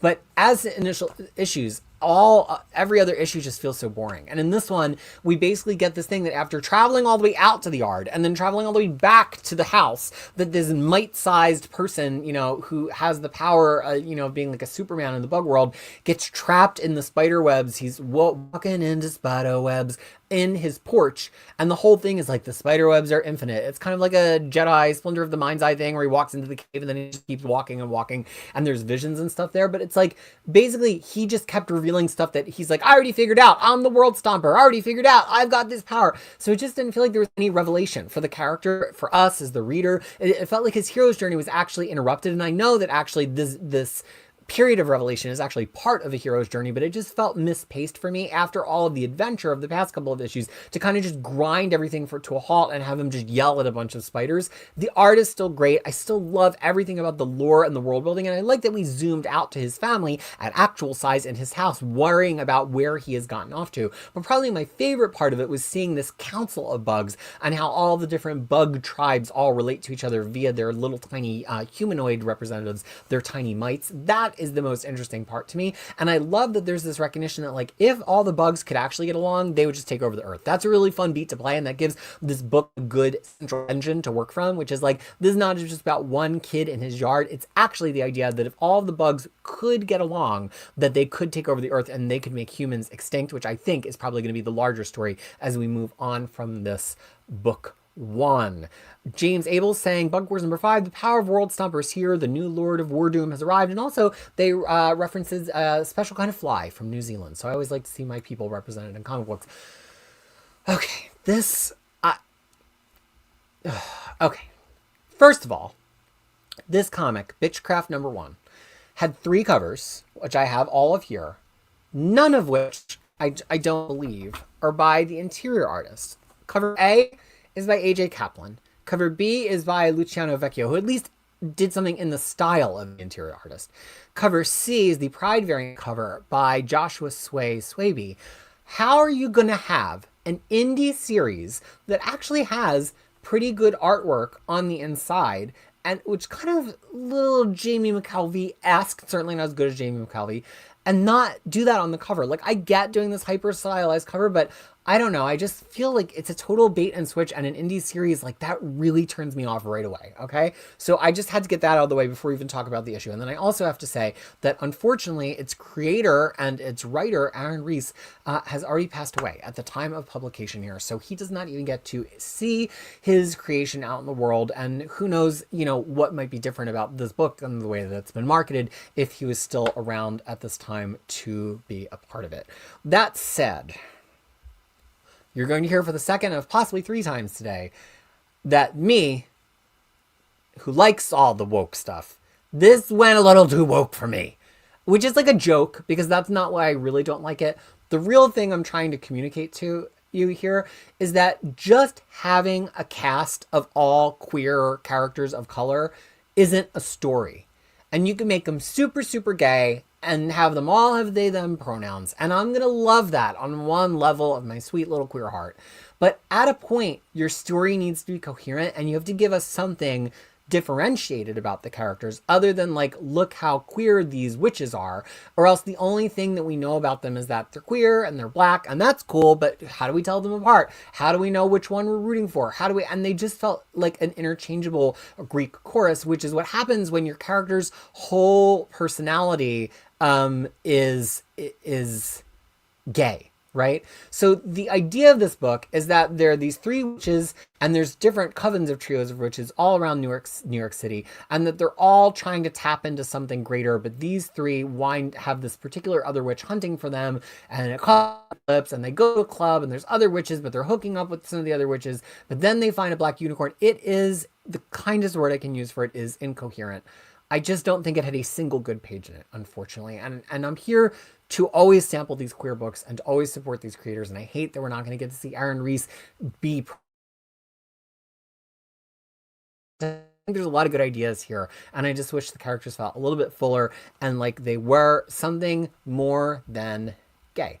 So now we come to Catwoman number 77. This is by Torun Grumback with art here from Danilo Beyruth, colors from Pietro Del Pesce, and letters from Steve Wand. I mean, this is rough landing on the cover. It's a rough landing for a story. I don't know what the hell is happening. Not because I read 60 comics a week and I've forgotten since the last issue, but because you cannot possibly tell me that this is a good Catwoman story. We're on issue like 9 or 10 of this run at this point, and all we have is that she has kind of this relationship with this crime family that she kind of regrets, and they're kind of double crossing her, and she's kind of back to get revenge, but she kind of knew what she was going to find already. It just refuses to commit in any one direction. And while it's fun to actually see a recognizable Sana Kyle instead of seeing her with her blonde wig the entire time, I just don't think you can go this many issues by being embarrassed by the fact that your main character is Graubuck, it feels like what she's trying to do is to kind of give us like a classic early Brubaker or When in Rome kind of vibe, where it's like Selena's about crime, Selena's big score, right? She's about crime on a multinational level. Not everything's her with a whip in an alleyway. But I think that it's divorced it so far from being Catwoman that it just feels like a completely anonymous character in a story that's not actually that good.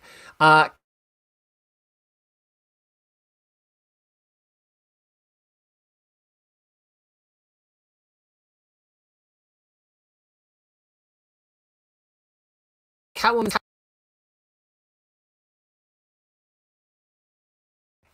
wish I could tell you there was something exciting like an earthquake, but that's just this computer. How many more days do we need to survive? Less than August 18th, less than 90 days, and then I can have a new computer. We got to just get through another like 8 or 9 or 12 of these streams at this level. Okay, James Abel saying Catwoman. I'm getting to the point that I'm tired of reading it. Comics Pal saying I really want to love this book. It's just incoherent, which could be about Bitchcraft or Catwoman at this point. Okay. I, as we may recall, last month dropped The Cold Witch, A Tale of the Shrouded College. It was a lie that you would be able to pick up any Shrouded College book and just pick it up from where it left off, because it absolutely meant that it was like an issue 12. You had to have read everything else, and I hadn't, and I got upset that they lied. Copra is finally over. Here's the first Copra Master Edition. Be on this side of the screen if I want you to see it. And now Michael Fife, we learned, is going to get back to issuing those master editions now that Copra has finally ended its 13-year independent run. So cool. I don't read Deadly Tales of Gunslinger by Jimmy Palmiotti, but I do read Batman Detective Comics, and it was my DC pick of the week. This is by Tom Taylor with Lee Garbett on art. I love the Lee Garbett art here. It's so polished with Lee Loughridge on colors. It's not that Lee Garbett has ever been unpolished, but he's just keeping things so tight and efficient here in his line work that I'm just seeing a completely different shade of him here. Letters by Wes Abbott, by the way. This was funny, and I know some people don't like when Tom Taylor goes funny. It's like too cute for them, and they're like, Tom Taylor, this is too cute. But I just think sometimes he earns it. Sometimes he builds good enough tension that it works. Here, Batman thinks he's saving Harvey Bullock, but instead he's saving the Penguin. And the Penguin's like, didn't expect me, huh? And so Batman basically has a forced team up with the Penguin. And the Penguin is just trying to really crack Batman this entire time by in a way, Penguin would win if Batman would be violent towards him, or if Batman left him behind. And Batman's like, I'm not going to leave you behind. So Batman is like on this case, and we get Barbara Gordon really serving a great Oracle role, kind of cracking parts of it, and we're finding out that this bad guy group, Elixir, somehow has a connection with Ra's al Ghul. I like this particular retcon because it doesn't feel like Tom Taylor is completely reinventing Gotham history. Ram V, I'm talking to you. It feels like Elixir just could have been there at the margins the whole time, and we don't have to totally reimagine everything we knew about Gotham to think about they were at Gotham at one point. But then we get this really cool page, and I love how Garbett, who did this great kind of playing with shadows, having a life of their own in his book Shadecraft, is doing that very classic thing we love to see with Batman's cape here. And there's just so many funny moments with Penguin where Batman keeps wanting to leave him behind, but he knows if he does leave Penguin behind, then in a way, Penguin would win and Batman won't allow that. I did not read Don't Run with Scissors, although I did read my first Keenspot comic this week. You'll have to wait until later in the alphabet to find out. Here we have Doom's Division, which you will have noted slipped slightly out of my top 20 this week. It's not because it's not good. I continue to think that Yoon Ha Lee is one of the best writers at Marvel dealing with a cast right now, and I love the art from Min-Kyu Jung, great colors from Mattia Iancano, and letters from Travis Lanham. I really think this team is doing a great thing. I just think that this was an issue that was a very in-between issue, and with only one issue left, I kind of questioned if we want to do like a middle issue kind of feeling issue that just moves the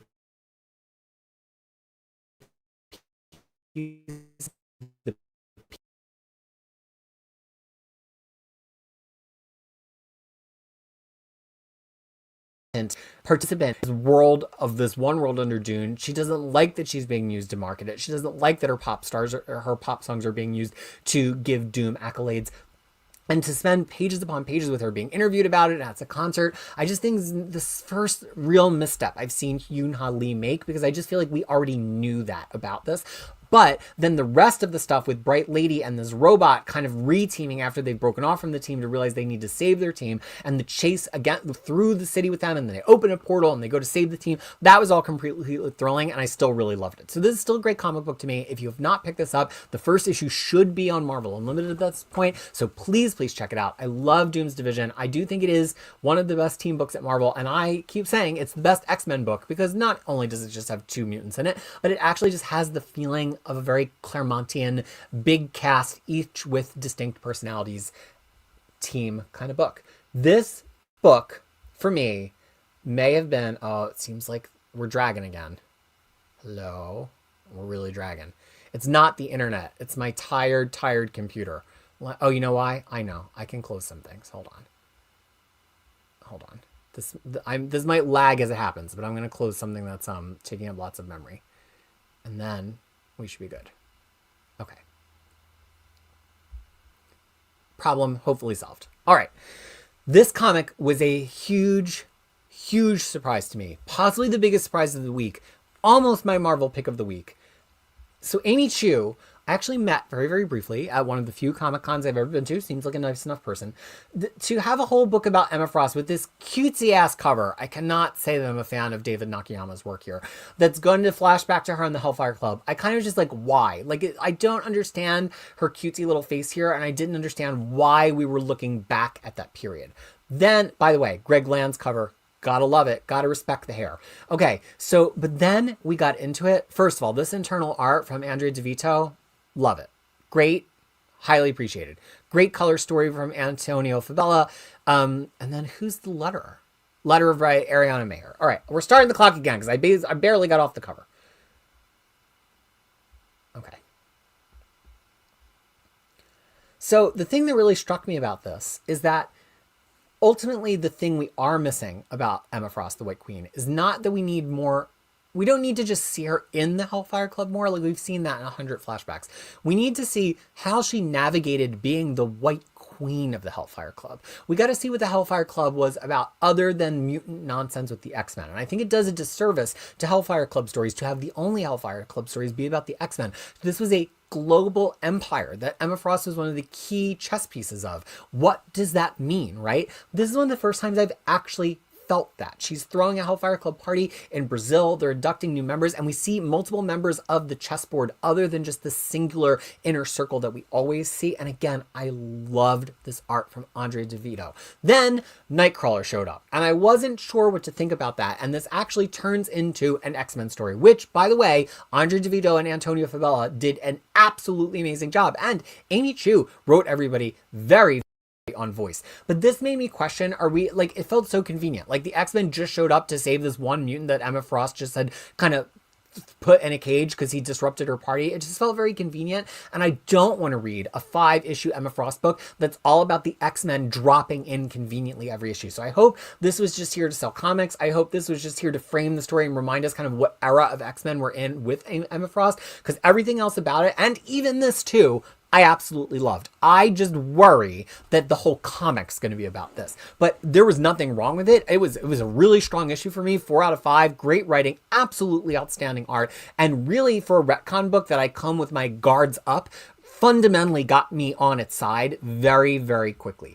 James Abel saying, Emma Frost, White Queen, anytime I get to read a story with Emma is a good time, and I need to read more before I make up my mind. One Wheelchair X saying this was fun and the art was good, but there's a continuity flaw here that bothers me if it takes place after Van Rome's death in 209. The X-Men who appear here can be. That was the same thing I noticed based on this X-Men team and the fact that they're under Professor Xavier's direction. But it seems like it's I was trying to place it in terms of Selene being at the Hellfire Club too. It seemed like it was supposed to be in like the 180s or 190s maybe, and it would make sense that Storm is the field leader at that point because Cyclops back.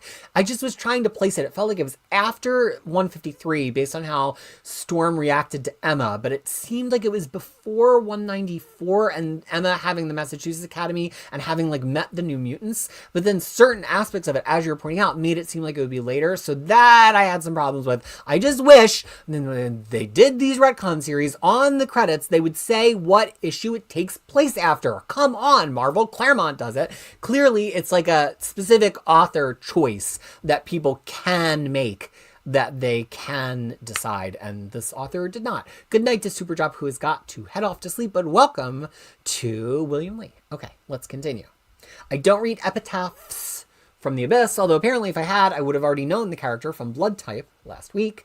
I don't read exciting comics from Antarctic Press, not for any negative reason, but because it doesn't appear to be available digitally. I do, however, read Exquisite Corpses. And Exquisite Corpses is a James Tynion book, but it's got the cool draw that he's going to be handing it off along with his co-creator Michael Walsh to different artists and different writers as the 13 issues go on, and they're all going to get their hands on different parts of this battle royale for control of America, and they'll get to make their own decisions in the issues that they primarily write. Now, this one is still primarily written by Michael Walsh with James Tynion, but has a different artist than some of it, Mariana Ignazi, trading off from Michael Walsh. And I think it did a really smart thing. In the first issue, you got introduced to 13 power players, 12 of their competitors. So we had to remember 13 families and 12 kind of designated bad guys in this field of play. This kept the focus backstage on just the kind of protagonist family that has the hero that we're kind of voting for, even though, or rooting for, even though all the heroes are villains, and also the winner of the previous year. So you didn't have to remember that whole cast. I thought that was really, really smart. And we focused on just a few of the serial killers, and I just loved the boldness of this art. I liked how detailed people were in the foreground versus just using these huge blocks of color in the background from Jordi Belair. I love the letters in this book from Becca Carey, and it felt like actually creepy and scary. Like, even though this is less a horror book and more of a suspense book, I was horrified at points, and that I think is good writing and good plotting.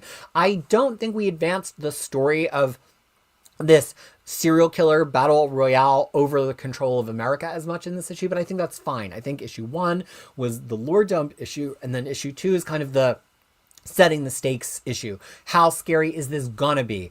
How are all these different serial killers going to interact in this space? Are they going to be strategic? Are they going to care about the townsfolk? Do they only care about each other? That's what we needed from this issue, and I think that's why Michael Walsh and James Tynion were still handling the script here, because they just needed to communicate a little bit more about what to expect about this, even though they had a triple-sized first issue. This continues to really tickle my fancy, but I don't even know who the creative lineup is coming up on this book, so I don't really know what to expect. I would probably love the hell out of this if it was just going to be James Tynion. I'm sure they're going to have amazing creators on it, but I'm like waiting with trepidation what the next, and I think the next writer is Portsak Picochet, who I don't particularly like as a writer. I think he's a better editor than a writer, so we will see what I think. This is Fantastic Four fanfare. This issue to me proved why this exists as a Fantastic Four anthology book, not just because the lead story is by Jonathan Hickman with Dustin Weaver and Marcio Menez, but because all three of the stories really did things that felt productive with the Fantastic Four. So the Hickman story looked really cool, but it wasn't like a big, deep Hickman continuity thing. It was Hickman having fun, which I think people sometimes forget that he can do. And it was the idea that only on one Friday the 13th a year did the multiverses align such that the Fantastic Four can go to a universe where all of the bad guys are actually serial killers in the style of horror movies. A really, really fun story. Then the second story from John Tyler Christopher, who, if I'm not mistaken, is usually a cover artist, but he wrote the story and drew here. Really, really fun, super clean, elemental art here, and I just really, really enjoyed it. His Doom was just absolutely incredible. It was really a story about Reed and Reed's hyper-focus, and how his hyper-focus sometimes is productive and lets him solve things, but sometimes it kind of takes his eye off the thing he's trying to solve. I think it got a little bit muddled in what it was trying to say in the middle, but ultimately the art was so cool and clean and engaging, and I liked telling the story of Reed without making him an asshole. I think so often when we focus on Reed being hyper-focused, it makes him seem like a bad husband or a bad dad or a bad friend. Here, it actually is him trying to be good at all of those things and juggling that ball along with his hyper-focus, and for that reason it really worked. And then just a really fun, funny Mark Buckingham story at the end that inserts itself to a particular Doctor Doom story. I think it was somewhere around issue 144 or 145, and it actually said what issue it was based on, where we see the villain's perspective on that story rather than the Fantastic Four perspective. Great issue. You don't have to pick up any other issue if you just want 3 really fun Fantastic Four stories, including a Jonathan Hickman story. You can pick this up. This Fantastic Four Into the Depths Infinity comic, of which this is issue 4 in a weekly series written by Matt Groom with art from Eric Gatsper, colors from Israel Silva, and letters from Joe Sabino. I can never remember it as soon as it's over. Like, the plot is so wafer thin. It's a one molecule thin plot, and so because it's not really like an art book, and it's really is a plot book, it's just really hard to get excited about it. The thing that's interesting here is that the Fantastic Four go into this other universe or other created dimension with this scientist, only to discover that basically every one of their foes there is the Mole Man in some way or another. And so Thing just wants to have clobbering time, but Sue Storm and Reed Richards are trying to figure out how to solve the problem, each in their own way. There were some cool things about the art here from Eric Gatsper and the Vertical Scroll. I really enjoyed this this read. That's just such a cool, stylish panel that we don't usually see something like that. Like a character just silhouetted out from the background, but we don't actually see any of their features or anything, and they're actually just a neutral color. I think that's something we rarely see. And also, we know that I'm always looking for fun uses of this Infinite Scrolls format, so seeing the team kind of tumbling down into the blackness as they each have their own way of surviving that fall, I thought was really cool. Now we come to Flash Gordon number 10. This is from Mad Cave Comics, written by Jeremy Adams, art from Tom Derenick, who's now the regular artist, I think we could say, on this arc, colors from Lee Luffridge, and letters from Taylor Esposito. Of course, this cover is by the person who drew me into the series, which is Will Conrad.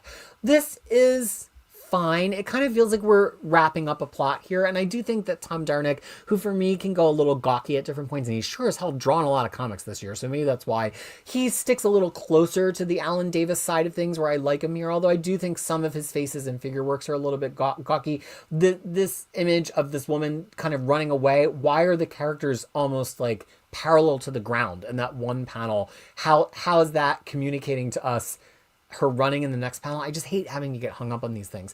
But this seems like it finally resolves the story of Flash Gordon reuniting with his great love Dale, who's also kind of the Empress of the Universe. It also kind of shows us what Ming has been up to in the background. It resolves some things for one of Flash's companions, who has been split between his physical body and his mind, which is inhabiting a computer. That plot actually is the most interesting part to me.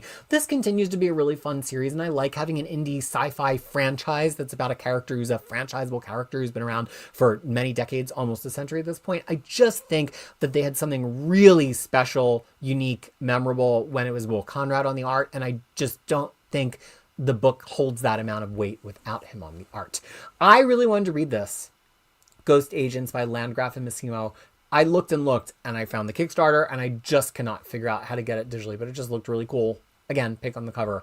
Does a lot of heavy lifting for me. This is G.I. Joe, not the real American hero, but the main Energon universe G.I. Joe book, written by Joshua Williamson with, I believe, a new artist, Andrea Milana, colors from Lee Luffridge, who's coloring everything this week, and Russ Wooten. I really liked this issue, and I liked it for a few reasons. First of all, one of the reasons I originally liked G.I. Joe toys way back in the day was that it actually had female figures, and they would do women figures every couple of waves, which was more than you could say for most of the other toys lines, which would have like one Sir Murphat ever in the toy line. So, like Thundercats, only ever had Chitara, really. So this excited me because it uses two of those characters, Baroness and Covergirl. Covergirl was only available with a vehicle, so I never had her. And it actually does something really interesting because Baroness is on the side of the Joes quite begrudgingly here. And so it shows her kind of negotiating to be like, look, I helped you with your mission. I'm on your side, but you got to let me take care of some things in my life too, which let us get a little bit deeper into her character, which also let us get deeper into Covergirl's character. And I thought that was really interesting that she used to be this international supermodel, but in a way she kind of always wanted to be a tomboy, and she did want to join the army,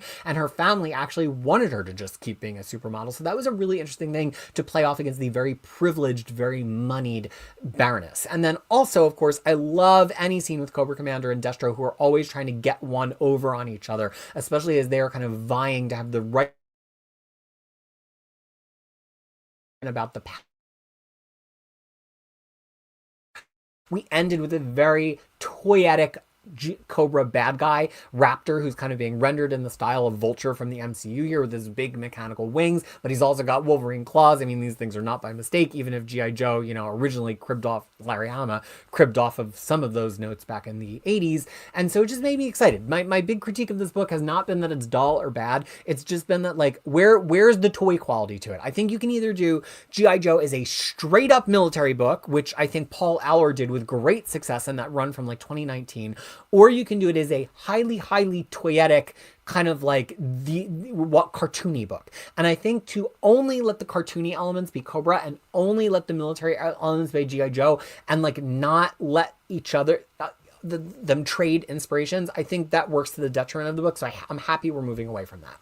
I didn't read Godzilla vs. the Avengers because none of these are in continuity and I ain't got time for that. I did read The Great British Bump Off #3. I don't know if I need a whole minute for this John Allison comic book with Max Sarin, Sammy Barras, and Jim Campbell. My thing about this is that John Allison, who I love and revere and would buy anything by, I do think sometimes his humor gets locked into webcomic pace where he's like, joke, joke, joke, joke, joke. Like every third panel needs to be a joke, which honestly is a commendable skill to have. And it makes this a very, very funny read. But it often feels like in his books, and I felt this way, I'm really taking this book a page at a time. Like it's just literally one page at a time because the jokes are just in service to the page that we're on. And then you get to the next page and he's telling all new jokes. So, I mean, the plot did progress here. We find out why these two yarn stores are at war with each other. We find out there's an old lady with an auto quilting machine in her attic that could help save that war. But I just kind of had the feeling that he just saw so many funny jokes on page after page of the story that we kind of got lost in terms of rendering the character and rendering the story because the jokes were just such funny jokes. And I think that was often my problem on Giant Days as well. I think, to look at somebody who's been webcomicking just as long as John Allison, Ryan North, I think Ryan North has adapted in his ability to kind of take himself out of always making the easy joke and start telling stories that arc over a single issue or over multiple issues. And I just think John Allison, who again, I love so much, I just think sometimes he gets stuck in the jokes one panel at a time mode. Grim Fairy Tales always has some fire covers, y'all. But what's going on the inside with this issue 97 as we come up to issue number 100, which seems like it's going to be the last issue of the series. This is written by Joe Bruscia with art, as always, from Babish Cortez and colors from Joe Cortez with letters from Taylor Esposito. I'm being a dead horse here when I say all of the faces are just too gray and too inked, but they really just look so lifeless. And otherwise the art is fine, so I don't understand why they have to look so grim and gray. But the thing that I really had a problem with here is this was a pretty good fight against Father Time with pretty good art and pretty good use of everybody on the whatever this place called, Sacred Acre, Arcane Acres grounds. And some seriously bad things happen. And so I was like, wow, this really mattered. And then at the end, all of the things kind of get reversed and the whole battle kind of gets reset. And I understand that we're playing with Father Time right now. So part of the nature of the story is that things are kind of going to go back and forth. But it just really felt like there was no weight to the story. Like characters died and then they were alive. Father Time was like, I just killed a realm. I'm killing another realm right now. And it just felt like to build up to such a big event that's going to address all the many realms of the Zenescope universe and that's going to put the characters in such danger. It just feels like to waste a whole issue of that, of basically characters having heavy things happen to them that easily get reversed, but then having heavy things happen to the universe in the snap of fingers just feels like the pace was really, really off. So, I'm always rooting for Zenescope to do well. Here's another one that I searched a bit for. It's called Grokken. It's by Kenneth Rocafort. If you've been wondering where Kenneth Rocafort has been as an artist, he is apparently the creative director of his own studio now, and he is doing this comic book, Grokken. And I really wanted to read it. I went on his Instagram. I searched the internet. Doesn't seem to be something that I can get digitally, which brings us, unfortunately, to Gwenpool #2. And I don't know if I can say a whole lot different about this issue than I said about the first issue, which is that this feels like the completely wrong creative team of Kevin Scott writing, art from Stefano Nessi, color art from Matt Milla, and letters from Ariana Maher. The thing I will say is that it does feel like Stefano Nessi was chosen because he does an interesting Spider-Man. I mean, this cool panel with his eye lens shattered and him kind of squinting out at Gwen from inside of it is so cool. And I do like the kind of animated quality that his Gwen has and how big the figures are. But then when Nessi has to deliver any kind of smaller panels and acting, it just feels like everything falls off a cliff. Like it doesn't, the faces are weird, the facial features are a weird proportion, there's not acting. I hate how his Gwenpool always, everybody has black lips for some reason. His Gwen, which I guess is a Matt Miller problem as a colorist, everybody's lips look gross, like their lips are always pursed on their face whenever their lips are closed. And then Cavan Scott is just not funny. Like, he's not a funny writer. And he's British, and 3 different times in this issue, he puts a Britishism in that does not make sense for these characters, and you would only know if you watch a lot of like British TV, which I do because I'm currently mainlining Taskmaster. So I just really, and then, we're going to play on the Elektra moment. And Gwenpool knows exactly what's happening to her because she reads comic books. She says, nice visual reference, a real classic. This is just bad. This is really, really bad, and it's taking advantage of the fact that many of us are variously hopeful for interesting things with Gwenpool or interesting things with Gwen Stacy. And unfortunately, in our interest for those great things, we are being dealt a truly, truly awful comic book. And, I'm rooting for it to be good. I love Gwenpool. I think this Gwen Stacy as Weapon X Gwen story could work, but unfortunately it's not going to work in the hands of Cavan Scott because he does not have the tools. Not just because he's not American. He just does not have the authorial chops and the humor to make a book like this work, unfortunately. Now we come to the final book before I get to take a break. It is Herbie's Infinity comic, and this is just a quick, adorable comic. It is written and drawn by Nate Stockman with Matt Miller on colors and letters from Ariana Maher, and this just has Herbie ever so briefly facing off against a Doombot who he then tries to convince it could do better things with its life other than just impersonate Dr. Doom. It's free with your Marvel Unlimited subscription, or as we're going to start saying, free with your Avengers Academy Marvel's Voices Infinity Comic subscription, which also grants you access to all of Marvel Unlimited. Okay, that means I get to take a break, take a breather, and take a picture of my face, which I forgot to do at the beginning. Because before all the makeup melts off, it's nice to have some documentation of what I did in case I ever want to go back and try to do it again. So hopefully my glasses didn't leave too many lines. Everybody, and pose. Excellent. Okay, now we can continue. I will go back for your comments, which I will need my glasses for. And let's see, I think I mostly could we eventually see the pin to the side? It's really hard. I need like thirds lines. I think there might be a way to do that in Streamliner, because if I knew where the thirds were on the screen, then I would be able to tell where the pin was. Okay, so I'm just scrolling through comments. It looks like a lot of people were mostly just commenting on the books, which is great. We love that. Logan Wayne asking, am I right in thinking they turned Earltron into somewhat of a comedy character? I'm sure I heard that somewhere. Well, he's been a little bit funny in West Coast Avengers, which we're going to get to at the end of the alphabet, but there's still scary Ultron too. So he's kind of been under Jerry Duggan's control now, really, for like almost 10 years. Wow. So it feels like Jerry Duggan is finally kind of like bringing that plot to a head that he's been meaning to do.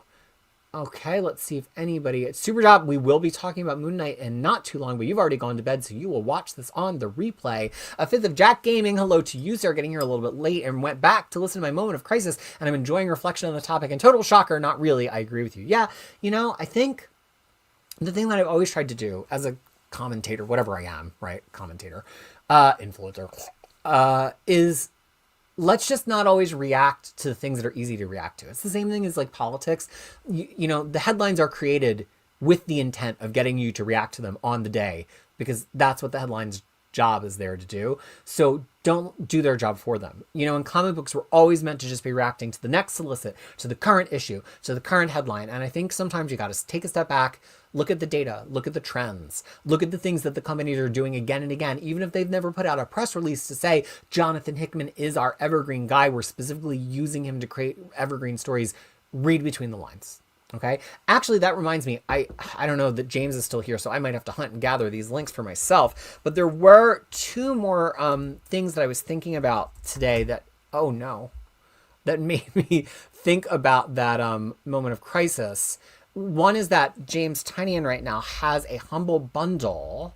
So you could just go to Humble Bundle and find this, but it is basically like all of Tynion's indie stuff and some of his DC stuff. Interesting. So it's got indie stuff, image stuff, distillery stuff, boom stuff, and dark horse stuff. All somehow I started the timer. I don't know what's going on in this computer right now. All of which is in the Humble Bundle and for a very, very affordable amount. So if you have never Humble Bundled before, I forget what format it gives you the comics in, but it's really worth like bookmarking Humble Bundle and checking out what comics they have. It is such an easy way to sometimes get 100+ issues of a certain writer or a certain character or a certain comic book company that you can just binge forever and ever and ever. The formats are not always a perfect DRM free format, so it depends on campaign to campaign. But if you really have always wanted to read a lot of Tynion, since a lot of his work is not on all you can eat formats, that is a place that you can go. So I just put it in the chat, and then I'll show it on the chat when I get lower, but you can see it in the chat now. Unfortunately, I can't pin from inside of here. And then the other thing is, I don't know if you're aware of Sketched. Sketched is a website and kind of comic book reporting home that does some of the most interesting and in-depth comic reporting. It's SKTCHD, so none of the vowels. Sketched.com. And it does really good features. If I had the time, I would love to write for them or do something like that in writing, but oh my gosh, I only have so much time. And it's chaired by David Harper, and David Harper, really seemingly a really cool dude, and has been having some medical problems lately that he is trying to pay off. And so right now, Sketched membership to unlock all of their articles is only half price. So it's like $17 for a whole year to just be able to read everything they do. Really cool industry breakdowns, really cool creative interviews, and like deep dive essays, very in the mode of my Moments of Krisis. So I'm actually going to subscribe once I get off the stream today, because usually it's kind of pricey for me, $35 just to subscribe to a whole year just of like writing from one person on a website. I try to keep my price cheaper than that, but he does a hell of a lot more reporting than I do, and I really want to help him out because I think he's a staple of the comic book industry. So please go to sketched.com and check it out, and if you like it, do subscribe. Renee was saying that Bloodletter sold out through several of their LCS and had to order it online. Maybe Mr. Tex wonders about Bitchcraft if they were just tribute variants. Novark saying, passing away before the book was published as an indie author myself. That sucks. Yeah, I mean, just we never want to see people who had exciting things to contribute to the comic industry lost before they could contribute, all of them that we wanted to see. Regarding Exquisite Corpses, issue number 2 is a good sign for the book. Looking forward to what Picochet does with issue number 3. One Wheel Track saying the mention of Van Rome's death means it has to be Past Mutant Massacre. It does not work at all if it's a Past Mutant Massacre. Storm doesn't have powers, unless we're saying that it's also after Fall of the Mutants, but after Fall of the Mutants, everybody thought the X-Men was dead. So that just has to be a goof. That's a pure goof, and that's what bothers me about these retcon books. Like, you have an editorial team right now who's not good enough at continuity editing to make this stuff work. And if you have an editorial team who can't make it work, then why are you doing it? James Abel saying this was fun about Gwenpool. Why would you say that? Great jokes and characters development, and even not another great cliffhanger. Well, to each their own. And that is another thing we'll talk about in therapy. That title needs to be an acronym. Herbie is an acronym for something. I forget what that thing is. Rye Hunter saying, just watch the haul video and tackle box usage was amazing. It's the Fishing lore. Now, if you've watched, only people who watched the haul video will know the Fishing lore. I took the hook off.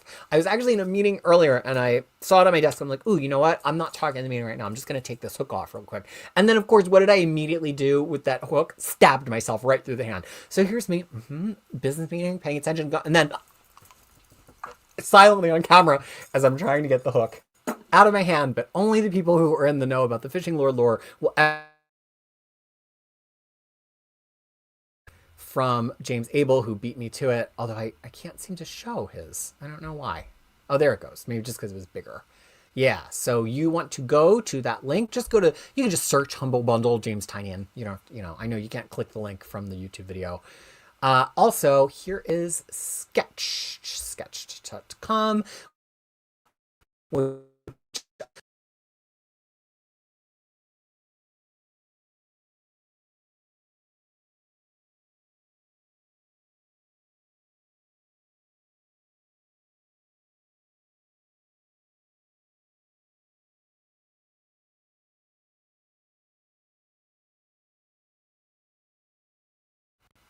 Okay. Y'all, we got to just make it through these 80 more days, and then I get a new computer. Jamie C47. The books that fit properly, Rogue the Savage Land fit properly. All the Claremont ones do. So Claremont's Deep Cut with Sabretooth, Claremont's Madripoor Knights. Claremont always, always, always tells you exactly where things are going to fit. Clearly, it's not the editors. Okay. Let me hydrate up. And let's keep rolling. Wow, only at the 1 hour and 40-minute mark, and we're already ready to continue on. Part of the problem and the reason my computer's freezing is that I used to only do one cover and one interior per issue, but now, and then I would only do 3 for some issues, like if it was a really cool art or if like I really wanted to show a lot too, but then I just got in the habit of always being 3. So now I have this huge PDF open that's like so giant, and I do actually reduce the resolution of it before I make it. But that's why, is because the PDFs are so much bigger than they used to be. So it's just taking up more of my computer time, and my ports in the computer are dying, and it's trying to do internet and all this stuff at the same time. And so everything sucks. Many of these problems will be solved when I get the new computer. Are you ready to finish the alphabet? Let's go. Okay. We come to the end of a second arc of I Heart Skullcrusher from Josie Campbell, who I committed to reading her indie work because I loved her on Shazam so much. This also has illustration from Alessio Zono, colors from Angel Di Santiago, and letters from Jim Campbell. This didn't really work for me. And the reason it didn't work for me is the first arc of this book so brilliantly established this kind of deathmatch world of Skullcrusher and why this particular girl loves Skullcrusher and wants to be on her team. But now that we've kind of done that first tournament arc, it feels like the book is really resisting giving us any actual gameplay in the tournament. But as a result, they kind of all get to a game, and then it turns into just like a villain monologuing through the game. And this villain actually had a lot of interesting things to say. It ties into a lot of things we learned ever since the beginning. But for me, the joy has just gone out of this a little bit. I've definitely read more kind of like sports tournament books that have been able to keep the actual gameplay of the sport at the central part of it, but it just feels like the second arc was all monologues. And I understand that that's because we had to do a lot of big heavy lifting with the world building of this kind of like Mad Max water poor future of the United States where everything is governed by these apocalyptic games that they play. But I just think that we've lost a little bit of the inherent fun of the book along the way in order to get to that point. But still, really great art from Alessio Zono, which I think part of that for me is that he's playing with some characters that have some really cool silhouettes here, so they're interesting and they're immediately identifiable. But also, we didn't really do any super deformed chibi looking characters in this, which I understand is part of the style and part of the storytelling, but I have trouble telling what's happening with those, and they were not in this issue. I already dropped I Was a Fashion School Serial Killer because it was astoundingly bad. I already stopped Invisible Universe Battle Beast because I do not like Ryan Ottley's artwork, which I was heartened to find that many of you agreed with. So that brings us to Iron Man number 9 of 10, because this series is almost at its end. And I think that this issue by Spencer Ackerman with art from Michael Dowling, Julius Ota, and Guillaume Villanova with colors from Michael Etienne and letters from Joe Carmaga. I think this has really exemplified what's wrong and what's right about this run.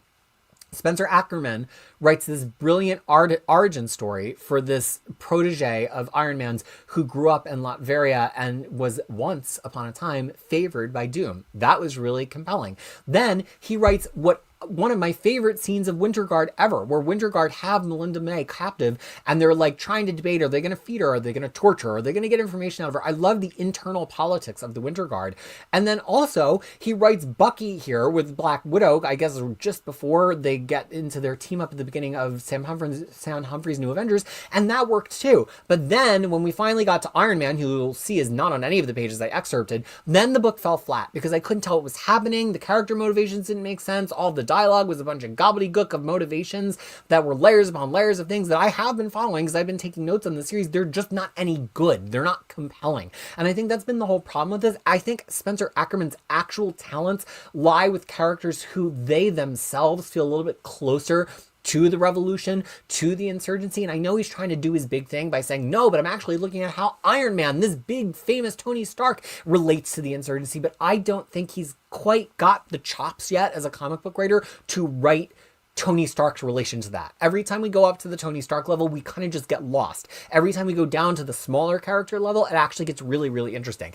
I just found myself thinking during this issue, if this was a Winter Guard book, if this was a Bucky book, I'd be eating this up, because all of those scenes were spectacular. But I just think, unfortunately, to have somebody who fundamentally fails at writing Iron Man scenes in a Iron Man series is why the series is only going 10 issues. Now we come to Jeff the Landshark, of course, by our beloved favorite author in comics, Kelly Thompson, here not with Gordhiru other than on the cover, but with a different artist, Tokito Koro, and colors from Jim Campbell, letters from Joe Caramagna. And I think this really shows that even though Jeff is magical and adorable, you really need to be able to sell his personality on each panel and the clarity of his action. And for me, I just don't think Tokoro quite got us there. There were just some times that things got a little too, just like too much slicing up with the panels, too much distorting Jeff's body, too much seeing him from all different sides. If you look at the digital strip, it's Jeff, and that Gordhiru always draws. They do a very careful job of framing Jeff in certain ways, keeping us eye level, often either with Jeff or with like a human character seeing Jeff. And I just think to go through a whole comic book of this artist who's new to Jeff, kind of figuring out how to place Jeff in the space, it didn't really work for me. And then also, I love Kelly Thompson, and that will never not be true. But Kelly Thompson's weak spot is Deadpool. She just doesn't write a very, very funny Deadpool. So to use Deadpool here instead of Gwenpool, who she writes a hilarious Gwenpool, or instead of a Kate Bishop, it just really slowed this to a halt for me. So unfortunately, I'm on the negative side on this issue, and I know a lot of people liked it. I'm not saying it's a bad comic book. I'm saying for me, the things that are great about Jeff, which is the clarity of the humor and the art and the clarity of the humor in the script, just were not here on this issue for me. Maybe we'll get there. Maybe that's Kelly Thompson, in my experience. James Abel, by the way, thought it was adorable. Loved Jeff versus his shadow. For me, Kelly Thompson often needs some time to burn in with a new artist. She's very good at writing to an artist's strengths, in the same way that Kieran Gillen is. But usually a first issue of Kelly Thompson with an artist she's never worked with before is not always fantastic. So I am willing to give this some leeway and see where it winds up, as opposed to Krypto, the Last Dog of Krypton, which is written by Ryan North, I think doing his first DC work perhaps, with art from Mike Norton, colors from Ian Herring, and letters from Lucas Gattoni. This, and plus I'm a sucker for a Jay Lee cover. Jay Lee is a very quick way, talking about covers that do get me to buy a book, I just loved it. I loved it. It was the same Superman origin we've seen. And knowing that going in, I had trepidation, which is apparently my word of the day, of like, oh, do we have to read this again? Seriously, is there going to be anything new to mine here? But we kept it in Krypto's perspective, and they did this very fun thing, which is kind of cribbed from Matt Fraction's Hawkeye, where the lettering from Lucas Gattoni changed every time Krypto heard his name or heard a sentence that he would know, like a command sentence. And so it just shows Krypto's life with the L family as they have this infant Kal-El, but they also know the doom is coming to Krypton. And I just loved how much Ryan North didn't contradict others' origin stories, didn't feel like this was like retelling something we've seen before, because we've never seen it from Krypto's perspective. Then it comes to this totally heartbreaking moment, maybe just because I watched season 12 or series 12 of Taskmaster that told the story of Laika, the first dog that was sent into space by Rucka, where the L family sends Krypto into space in their test pod, not knowing what's going to happen with him, which I guess is continuity and how he originally gets to Earth, because he doesn't fly in the same pod as Superman. And I was like heartbroken. And I'm not even a dog person. So it's not just because it was like, oh, little doggy, I don't care. But I was like emotionally impacted. And I was under the impression that this whole series was going to do origin story on Krypton. So to see where this wound up at the end of the issue, I was heartbroken, and then I was incredibly shocked. So Ryan North, as always, delivers for me. And I am totally on board to keep reading this Krypto series. Krypto, the Last Dog of Krypton. This was very good. You felt all the emotion with Krypto, completely agreed. This is why sometimes, James, you and I are on the same wavelength. Jamie C47 saying, I loved this. Great cover, fun book, cute art. Love so much about this. Totally echoing my thoughts. And Kane is just here after a quick 4-mile walk. I need to get back to my mile walks, which I will do next week, because I'll be picking up Kid Crisis from school in the nice flat neighborhood again, which is where I like to walk, not in my hilly mountainous neighborhood. I love Lady Death so much, but as we've established, I have tried these Coffin comics before. They don't do late pledge, but there's always a live Coffin Comics Kickstarter. In any given 60 days, 30 of those days have a Coffin Comics Kickstarter. I'm not joking. They do one like 5 or 6 a year, and they always have catch-up mechanisms on the past PDFs. That's a model that works. If I want, I have like the first 18 chapters, or maybe 13 chapters. This is chapter 21. If I wanted to catch up to chapter 21, I'd have to wait no longer than 45 days and then get on another Kickstarter and I could catch up. So there. The Last Witch. I think I talked about this yesterday, if I remember my fever dream accurately. And I have the first volume of it here. This is one of those instant classic kids books that's not just for kids. It's the story of a young witch who learns how to be a witch from her grandmother in the face of 3 evil elemental witches who want to take her power or have them go to the dark side with them. All the while, she's kind of trying to keep safe her little brother, as she also makes friends with a magical fae creature who may be more than he seems. It's an instant classic. It's just got like Disney movie, Pixar movie written all over it. I would highly recommend checking it out if you like any kind of story like that. It's from Boombox. So if you like Boombox stuff, like Lumberjanes, like Mamo, it's very much in that vein. And it's been like 5 years since that came out, almost, maybe 4. And so finally we have a sequel. And this, I mean, I loved it. I will say it had to do a lot of reminding, which is fine, because when I first started reading it, I didn't remember a damn thing. I didn't remind a damn thing from that first series. So I needed the reminder. So I kind of was a little bit bummed because it didn't get like immediately to how fun this world is, because we had to do so much rewinding, but that's fine. So it's written by Connor McCreary, it's illustrated by Vivi Glass, colored from Natalia Nesterenko, lettered by Taylor Esposito. The creative stuff on this is peerless. This is a perfectly adorable kid book that works for all ages with super expressive characters. I love Cersei's little brother. He's so cute. He's such great character design. I love, what is the name of this fae guy that hangs out with him? I forget. Brom. Oh no, Hugh. The brother's Brom. The fae guy is Hugh. And I love this because it kind of does that wonderfully serial storytelling thing of introducing a new kind of magic. Basically, we get a character who's a white wolf and is a shape-changing witch, and who basically says, oh, didn't you know the shape-changing witches were in the first story? You just didn't realize it. Which immediately, again, I went back to the first book. I was like, where were the shape-changing witches? But actually, it does make sense that they were kind of at the margins of the first story. And wow, just looking at this again on the page, it looks like single cells of animation. I mean, it's just so gorgeous. And I think the new series gets very quickly back to that, but we didn't really see as much magical action here. So this establishes the stakes. The bad witches are still after her. There's other witches who may or may not be on her side. Her grandmother maybe still isn't telling her everything. And now her brother is at risk in yet another way. Totally excited for this. I'm sure it's going to wind up in my top series of the year because I just like it so damn much.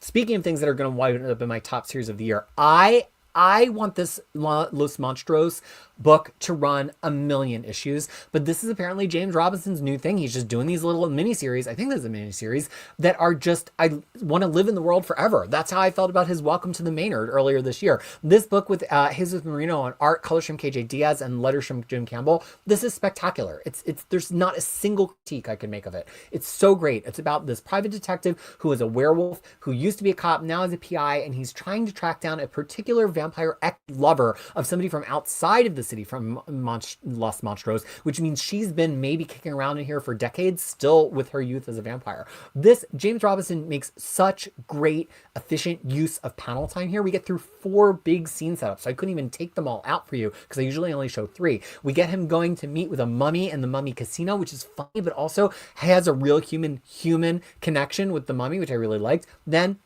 he goes back to visit his old partner, who was like a Frankenstein type monster. And we get some really cool storytelling about like how Frankenstein type monsters work in this world and the things that can hurt them and the things that can't hurt them. And we see his like genuine brotherly affection for this person who used to be his partner, who's a different kind of monster than him, who's a human passing monster because he is a werewolf. And then we get probably my favorite scene in the book of him flirting with the vampire waitress in this diner. And I love everything about it. I love him flirting with this vampire waitress who's over century old, who just like has this timeless style. I love that because this whole city is monsters, that this powerful vampire is just serving coffee at at a diner. I love the retro aspect of this particular part of the world. I just love everything about it. And then there's even a fourth setup where he goes and looks for a particular stoolie or informant of his that he's had in the past. And we see another kind of monster, which is like a sci-fi big brain monster.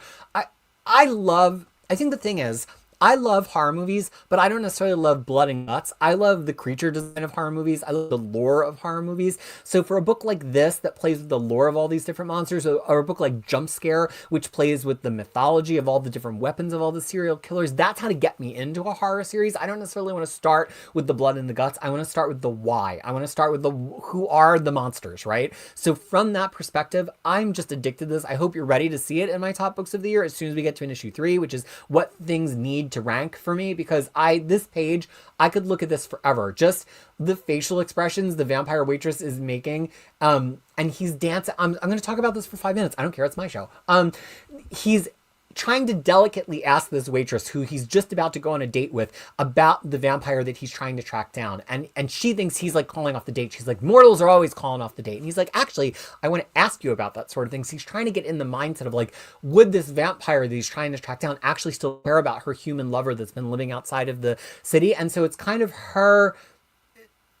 He says, so have you ever allured a guy or a girl? No, but we haven't had our date yet. I just might. Like, it's the exact thing I like. It's the exact thing I like of like vampires as humans who are still vampires who are playing it a little bit coy. It's the reason I love What We Do in the Shadows. I just love this book so much. I hope I've sold you on it. I really want you all to support it.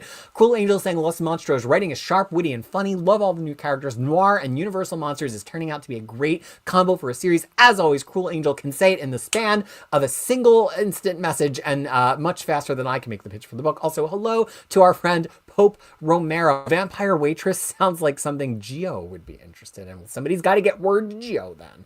Okay. This is Money Shot from Vault Comics and Tim Seeley, along with famous actor Patton Oswalt. I do not read that. I also don't read Monster High, Lock It Ness Monster, and I appreciate it has a tag on the cover saying originally published in Only Have I for You 2014. See, why can't Marvel and DC do that? Just say where the thing is from. Now we come to Moon Knight, and I was asked for a reaction to this cover.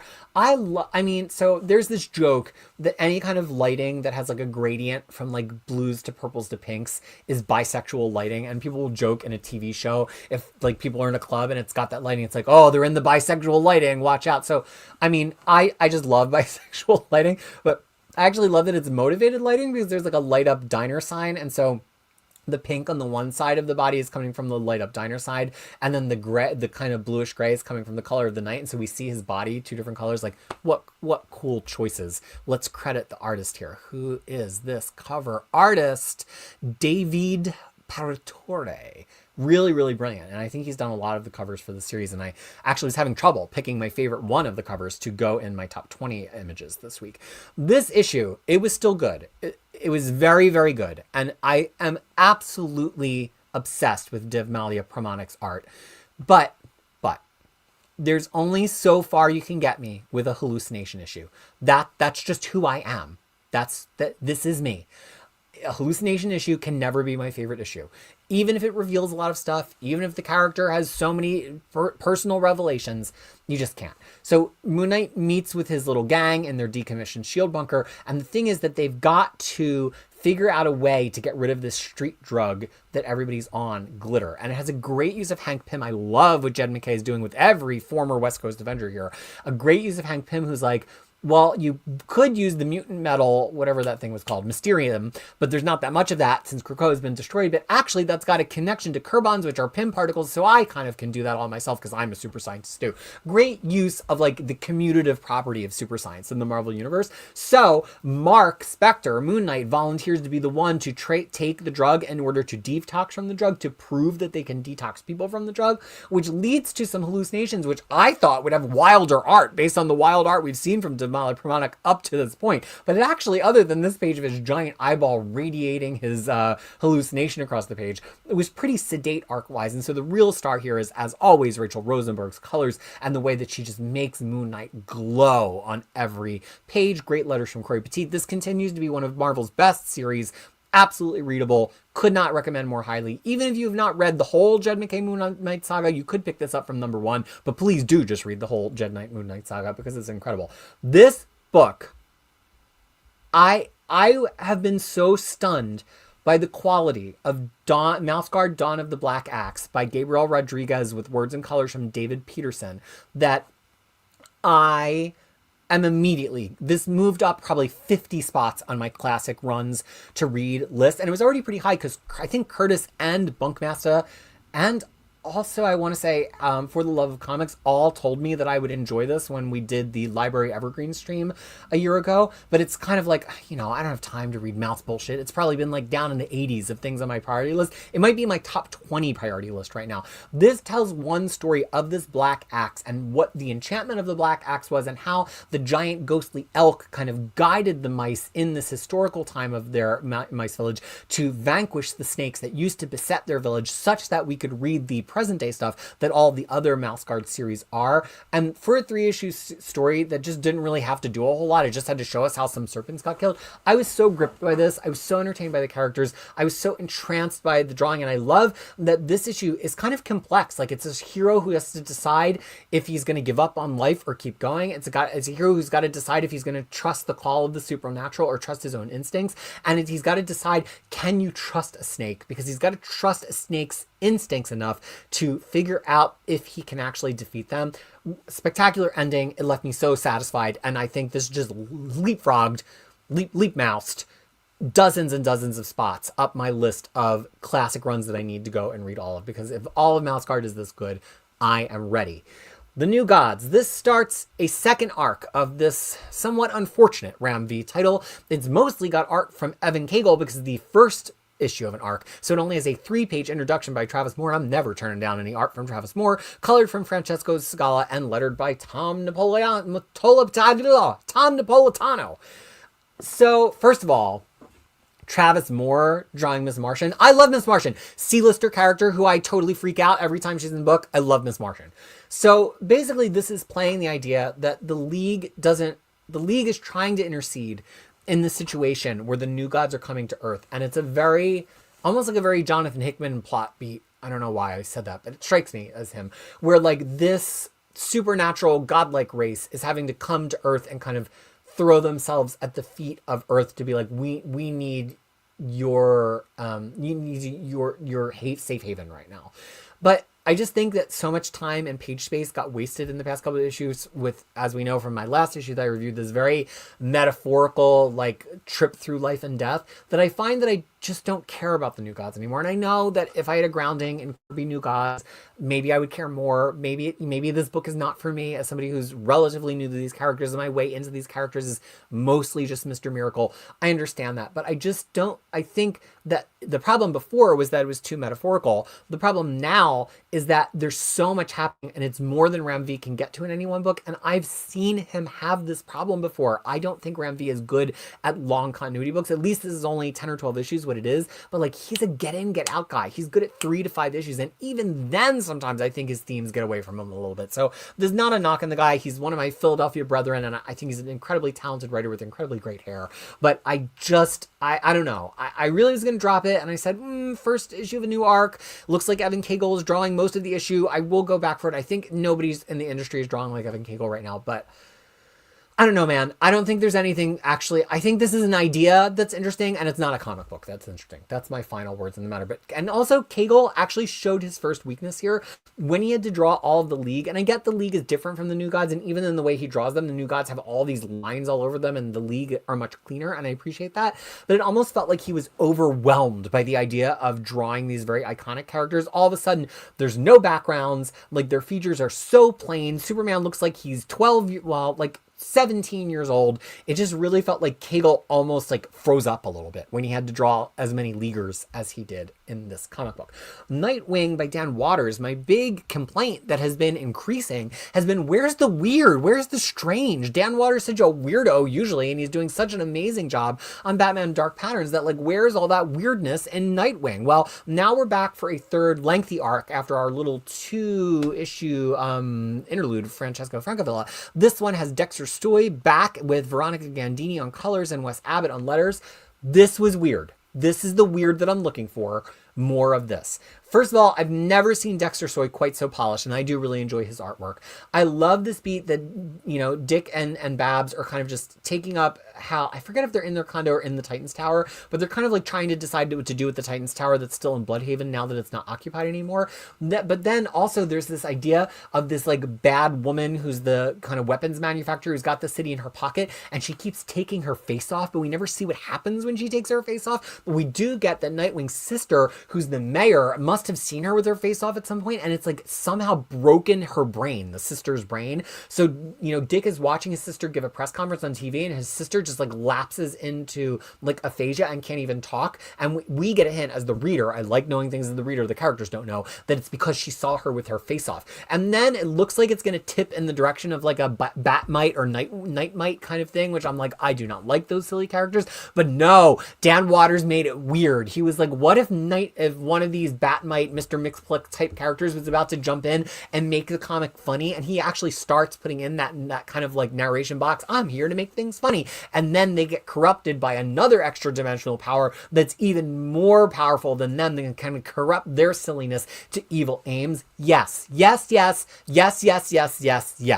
is the amount of weird that I wanted. This is what I'm looking for from Dan Waters. This is what I think this book could be achieving. Rye Hunter is saying, still kind of iffy on how Nightwing will turn out, but this was good. That's exactly where I am. I'm not willing to say it's great yet, but I'm willing to say I have faith that we are going in a right-ish direction. This is nippy, too hot to handle, and I think if a book is called by nippy, it is by definition a titty book, and that is with 2 Ds. It's one of those Pat Shan books. You'd think I'd read Christopher Chaos, Children of the Night, #1, because I like blue-haired non-binary characters, but I was so bored by the first 3 issues of this Tate Bromball book, even though it is from the mind of James Tynion, that I have not found a way to convince myself to keep reading it yet. Maybe I'll go back to it. I'm caught up in so many other things now that like the idea of a catch up on something that's a little bit boring is not as daunting as it was a couple of months ago, but I can't say that I'm excited. I dropped Past Time because it's about serial killers and monsters, but also baseball, and I just don't care about baseball. I am reading Phantom Road by Jeff Lemire, begrudgingly, because I hoovered it up. I did a catch up on it a few weeks ago for you, and I actually kind of liked it because it's kind of like X-Files, but crossed with Walking Dead, but crossed with, what's a show where there's like a parallel world? Kind of like Stranger Things. Yeah. X-Files crossed with Walking Dead, crossed with Stranger Things.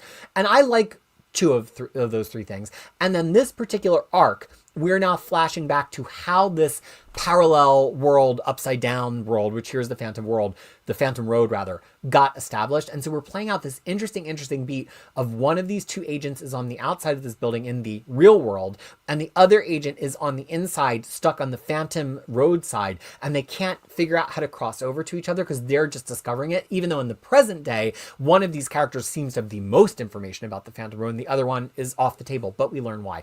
That said, there were severe pacing problems with this, and I just don't think, if you're Jeff Lemire, and if you've got Gabriel H. Walta on your book, colored by Jordi Belair, and letters by Steve Wands, why are you giving us these super decompressed issues? This took me 2 minutes and 30 seconds to read. There's just not anything to it. It's like they run in the building, they run out of the building. The guy threatens them, the guy flies away in a helicopter, he comes back in the helicopter. That was the whole issue. Chris Claremont could have done it in 4 panels. So like, I just don't understand the urge to have a team this good on an indie comic, which, has trouble paying its way through every issue, and to kind of just blow them on issues that don't do that much storytelling. Like that just really, Fringe Dr. Zero is the other one that I think of as an influence. I just thought Stranger Things maybe was a hit for more people, but I thought of Fringe. Me and you both. So yeah, I'm obsessed with the story. The whole idea of the Phantom Road and everything about the craft of this book is really there. It has the potential to be my favorite Jeff Lemire book, which wouldn't be hard, but it's so decompressed and it goes by so fast. Maybe Jeff Lemire originally was going to do it as original graphic novels, and so it's being split up into individual issues that like don't have very much to them. I don't know, but something about it really bugs me, even though I am enjoying it. Okay. Oh gosh. Oh golly gee willikers. Gosh. Power Man Timeless. I think issue of it. And so now it is ending with this 4th issue. And I will say this for this Jackson Lansing and Colin Kelly book. Bernard Chang really does go off on art here, and they give him some big splashy pages to go off on. And Marcelo Maiolo, who's turning into one of my lesser favorite colorists,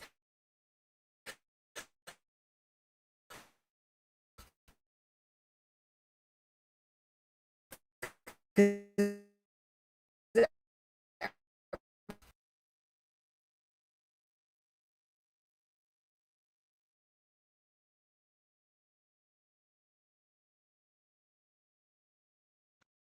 can tell you exactly what's happening here is that my computer, I can probably unplug it for a while now.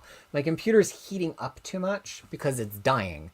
And this is hard work for it. And so then it drops my microphone from the one side of the computer ports. So then everything freezes up from the overheating and my microphone gets dropped. Okay. But now we're back. So I don't know how much of my initial rant you heard. I was saying that I don't really like Marcelo Mayo's colors. They always look so weird and gray.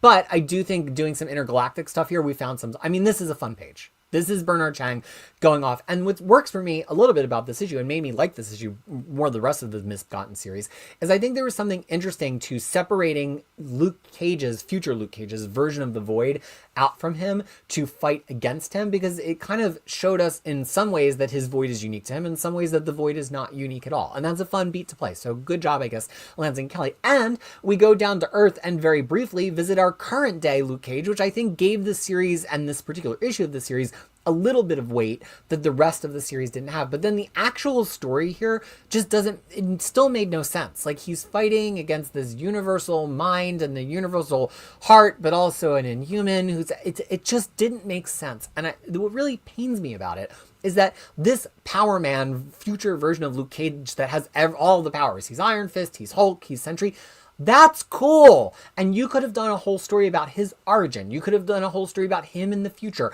The timeless one-shot about him was fantastic. And so it just offends me that this pitch is like so without weight, and it basically just kills him. I mean, he's out there in the ether, so we could use him again, but for such a cool concept, it just was the wrong pitch. It was the wrong comic book. And like, sometimes you swing and you miss. Sometimes I've made videos that I think people are going to watch and nobody watches them. Sometimes I put out comic guides I thought everybody was going to want and nobody clicks on them, right? But it just bothers me because this was so bad. It was truly one of the worst comics that I read this year, except for this issue, which was kind of decent, which like took it up like 2 in the rankings. But yeah, good idea wasted. I don't read Prodigal Son from Thunder Comics. I did, however, read Psylocke. I hate the covers of this book so much. That's why you'll usually won't see them on the thumbnail. I don't think Mahmoud Ashrar is a cover artist. I don't think he composes things in an interesting way for covers, and I don't think his figure work is strong enough to be on the covers of books that have better artists on the interior. And I will stick to that. I've been saying it for a decade now, and I still feel that way. But this issue, weirdly, was my favorite issue, I think, of Psylocke so far. And what's really wild is it didn't even have Vincento Caruto, who's the main artist, who looks like Pepe Larraz, who I've been loving, and as the B artist, Moises Hidalgo, colored by First Fuentes Sujo. Didn't always love the color choices here, and lettered by Ariana Meher. But here's some conclusions I drew from this. I drew the conclusion that Alyssa Wong, they sometimes need time to warm up in a series, and the fact that they keep getting cut off at 10-issue series means that we never really get to see them like in the saddle, like really, really great at the characters. I do feel like they've got a great handle on Quanon at this point, and we're in issue 8. We need, you know, of course, this is probably going to get canceled at 10. You know, I don't follow solicits that well. So that's the first thing that struck me. The second thing that it struck me is, for a character that has so many flashbacks and hallucination, it was so cool to just stick with her story individually. Like, we really stayed with a complete part of her history here that explains her origin and explains her involvement in the Hand without ever cutting away. Reminded me a lot of what we've been reading about Lady Shiva and Batgirl, and it just really, I liked it. I think so much about the way that people write Quanon is anytime we're going to have a flashback with her, it's got to be hallucinatory. It's got to be carved up into little fragments. No, to stick with the story, I think gave us so much more emotionality that it doesn't usually have. And at this point, Alyssa Wong has figured out which characters are funny, so we can play these really funny beats with Grey Crow and her little non-binary friend Devin D'Angelo in a scene with Shinobi Shaw. Talk about like a D-list character that I always love. I love Shinobi Shaw every time he turns up on panel. I just think the colors, I didn't really understand the colors. I don't really like this color on the face where like the whole front of the face is one color and then the whole side is gray. That's not good contouring. If I did that, you wouldn't think it was good contouring. I didn't really understand why everything had to be so green in the flashback. This modern scene is the only scene I really liked the colors on from, because it did that thing I really like where the characters in the foreground are knocked back to like a really unrealistic color. It's not that it's pink or purple. I just like when people are colored in a solid color like that instead of everything being fully rendered in all of its colors colors on kind of every layer of the page. This was good. This was good. I think if this was the quality we'd expect from a Quanon series, I would be in to keep reading about it. Cruel Angels says, more of Quanon and Mitsuki, the yokai whisperer turned demon, or did she? Only 2 more issues to find out. Thanks, Marvel. I don't blame you. I always go for the variant covers, and Maul loves Quanon. Yeah, I think this series, honestly, I had some real concerns if Quanon as Psylocke would be enough to carry her own series, but it's been pretty good. And I have a renewed interest in Alyssa Wong's writing. Okay, so here's an interesting thing about Rat City from Erica Schultz. I went back this week, because I had the time, and binged. I'd only read issue 1, and then I jumped right to issue 13 to catch up to present. So I went back and read all of the intermediate issues, because I never know what the hell is happening in this book. This was a really good book for like 7 or 8 issues. Erica Schultz brought something to the world of Spawn that I've never seen before, which is like a deep, deep dive into a character who's just coming to terms with their relationship to symbiote. I haven't seen that in Spawn since I've been back to reading it for the past 5 years. And it made me really love the characters, not just because there was a cool non-binary character with blue hair, even though we know that's my weakness, but because it just felt real. Also, props from a big, strong military guy having a romantic relationship with the non-binary character and making it very unclear if we were supposed to read the non-binary characters one gender or another, making the relationship very textually queer. Good job, Erica Schultz. But over the course of the book, it's kind of lost that magic, and we've gotten to the point now where it's kind of just characters running all around. By the way, I love the second cover by Von Randall. I love all of Von Randall's covers. The interior art, also by Z. Carlos, continues to be amazing. We know Ulysses Areola is one of my favorite colorists. The craft in this book has been strong from the beginning, and you would be really amazed to see some of the interiors of the first 12 issues that we never got to talk about on the stream, because they were universally pretty great. Like, I'm like, damn, I'm getting fed. Like, every one of these that I'm binging through is so, so good. But Erica Schultz just seems like she's got lost up the ass of this story in the same way that many Spawn books do. We've got talking animals. We've got our main guy trapped in some hell vision. Talking to his dead friend, and the animals are trying to decide if they're going to interrupt them from the hell vision. It just feels like it's gone so far afield from being this very cool book about the ethics of this 2099-esque Spawn world. And now we're into a 3rd year of it, and it just feels like we're mired in the same it doesn't matter bullshit as every other Spawn book always gets mired in. Why can't we let this book be different? Why can't this book be individual? I don't know if this is Todd McFarlane somewhere with his thumb in the scale, if all Spawn books just trend in this direction eventually, or if maybe this is a book that does need an occasional skip month, and it's just, you know, Erica Schultz needs to like gather her wits about her and take a month off every so often, because all these Spawn books, I really think they could take a month break in between issues sometimes, but Todd McFarlane has figured out the money machine, and he wants to keep cranking the crank, and I understand that, and this is not a bad comic book, but this is the weakest issue of this that I've read, and I just think that this book, it could be so much more. Renee Spawn, you're going to have a very fun time when you binge all of it, because I just binged 1 to 12 to catch up to the present day, and I was having a grand old time. I think this is a very, very bingeable book, and it's very, very fun to binge. Okay, I don't read Red Sonja Attacks Mars. Finally, I've read a Keen Spot comic, because this, number 1, is for free on their website, and then I bought the next 2 issues. Now, you will notice the price of this robot and girl is $5.99. So it's and that's American dollars. Here in New Zealand, it is, I think it was $11 or $12 per issue. That would be fine for me if these were like 60-page issues. I could get down with that. But these are 26-page issues that take 90 seconds to read, because they're by this YA kind of storybook style writer, Mike White, and he's also the artist, and then colored by, and letterer, I guess, colored by Valerie Cook. And the first issue of this, the free issue, I was totally down with it. I thought it was just really, really adorable. It's this idea of this little robot. I absolutely love his design, his primary colors design. And he knows he's about to be obsolete. So he is winding himself down. He's like, he has no emotions. He's just a robot. And he's like, well, my job is to walk to the robot recycling plant. I will take out my power capacitor, which could power the city for a day or two. So that's good, clean energy. And then they will recycle my parts. And there's something so tragic about it. Not in like a sad robot, Marvin the Martian way, but just that, like, because he has no emotions, he's totally okay with that fate. But then to us, it immediately feels like he has a personality. And so we feel a certain way about him. So he meets this girl who's giving out free hugs. And she's like, oh, I've never hugged a robot before, but here you go, little guy. And so she hugs the robot. And again, the robot doesn't have emotions, but we as readers are having an emotion about that beat. So the robot shuts himself down and just gets used for trash, but she sees him shut down and she feels bad. So she's like a little bit of a techie girl, and she kind of brings him back to her place where she's playing online tournament games for fun and profit. And she kind of repairs him and says, well, look, he's like, but I'm obsolete. I'm not going to be able to run your programs in a couple of years, just like my MacBook. And she's like, that's okay. I don't always need the newest thing. We can be obsolete together. And that's really cute. But then, and so then he goes out with her to the corner to do the free hugs and holds the free hug sign. Hilarious panel. Love that. But then that's all that this series really seems to have to it. Like, she's playing online tournaments. They both feel like they're kind of obsolete. She talks about how AI took her job, feels very prescient to the current day, but it doesn't really feel like there's any other level to it. And so I'm at the end of this third issue. Now I got the first one for free, but now I've spent 12 American dollars or 23 New Zealand dollars to get to the end of this third issue, and like nothing's happening yet. And I'm like, I can't. I know that KeenSpot's a smaller company. I know this cover price is subsidizing creators who deserve to make a living wage, but you just gotta give me a little more. Like, these panels are so big, you could almost put 2 of the pages onto a single page, and it's a 90-second read. So then the other weird thing is, so now we've got to just watch her game. Like, the third issue is just watching her in this tournament being like, I'm in a tournament, this is how I make money. That's not storytelling.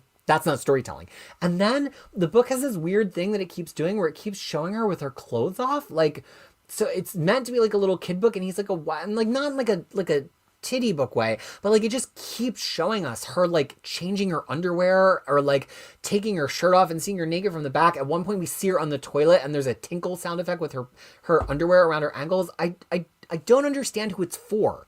Like, if this is this cutesy YA author, and this is so far a very cutesy kind of YA type book, why are we seeing this girl character undress herself over and over again and tinkle on the potty on, I just don't understand. So I got to the end of issue 3, and issue 8 is the issue that's out this week, and it looks like it turns into like a cool action book at some point, which makes me interested. But A, I cannot keep paying $6 American for these issues that take 90 seconds to read. And B, like, you gotta at some point decide what your book is about. And if I haven't figured out what your book is about by issue number 3 and you're still wasting pages in a book that takes 90 seconds to read, I can't keep reading it. So this is my first experience with KeenSpot. I don't know if all of their books have this kind of like cartoony quality of this book. I'm totally willing to try other KeenSpot stuff. It wasn't bad. I mean, the craft on it, other than the weird tinkling, the craft on it was incredibly high. The colors were great. I love the style of art. It's really different and unusual. So I will try more KeenSpot books in the future. But if they're all $6, man, even Marvel and DC right now are at a $5 price point. I'm holding you to a high standard at a $6 comic book. You got to have a lot of setups. You know what I would have paid $6 for this week? Los Monstros. Because that book took me like 15 minutes to read. It felt like it was 4 different comics. It had so many different setups. I'll pay $6 if you're going to give me $6 worth of a narrative. This was maybe $1.50 worth of a narrative to me. So there you go. My first KeenSpot comic. Robot and Girl. I don't read RuneScape Untold Tales of the God Wars, although I always love the covers. I understand that this guy, it's not Stanley Tucci, Bill Tucci, that does she. He's problematic in some way. I try not to keep track. Who knows why? And I understand that part of the problem is that I think he's a white guy, Italian, I would guess, based on his last name, drawing and kind of appropriating the various Asian cultures that he's mashing together to make she. I understand that. That said, this is from exactly my strike zone in the 90s. I literally, somewhere in the stack downstairs, have a copy of She Number 1, because this was like exactly the comic I wanted to read. And I would still read it. You all know I will give things a chance, even if somebody has been labeled as problematic or something. However, this was originally kickstarted in like 2020 or 2021, and this issue is just coming out now, which fine. Maybe they fulfilled it on Kickstarter and everybody was happy years ago and they're just now getting around to putting it in the direct market, but there's no digital version that I could find for sale anywhere. And also that had like multi-level marketing scam like written all over it, which I know a lot of these people that exist in this kind of like problematic comics space are kind of scam artists who are still making money off of their 90s comic stands. You know what? I'm your guy. I'm your, what do they call? I'm your Wilbury. I'm your Mulberry. There's one of those sayings that old timey people say. I'm your Mulberry. I am your mulberry. Like, if I was in the United States right now and the shipping was not so expensive, I would be buying these $20 comic books from Rob Liefeld once a month. I am that dumb. You can put one over on me. So Stanley Tucci, come on, Huckleberry. That's what it is. I'm your Huckleberry. Doc Zero said it in the comments. Just as I got there, Doc Zero, hello to Andrew as well, just said it as I got there. I'm your Huckleberry. I'll buy your $20 nonsense, slightly problematic comic book, but you got to give me a way to buy it. And I think, actually, if I'm theorizing, a lot of the reasons some of these like semi-scammy, semi-problematic creators don't make things available digitally is because they know that the people who will make solid critiques of their books are not going to go and buy the book for $20 and track it down off of their weird scam Comicsgate website. And so like it kind of protects them from anybody who has a critique that would be heard from critiquing them. And I keep saying I want to read this Rippaverse nonsense. I don't know anything. Sorry to always make it about Rippaverse, but I don't know anything about it. You guys keep saying you know all this stuff. I don't know, and I just want to read the damn comic books. But I'm starting to wonder if actually the point is that they don't want me to. Maybe I'm gonna think it's too woke. You never know. I might read this She book and be like, she got too woke.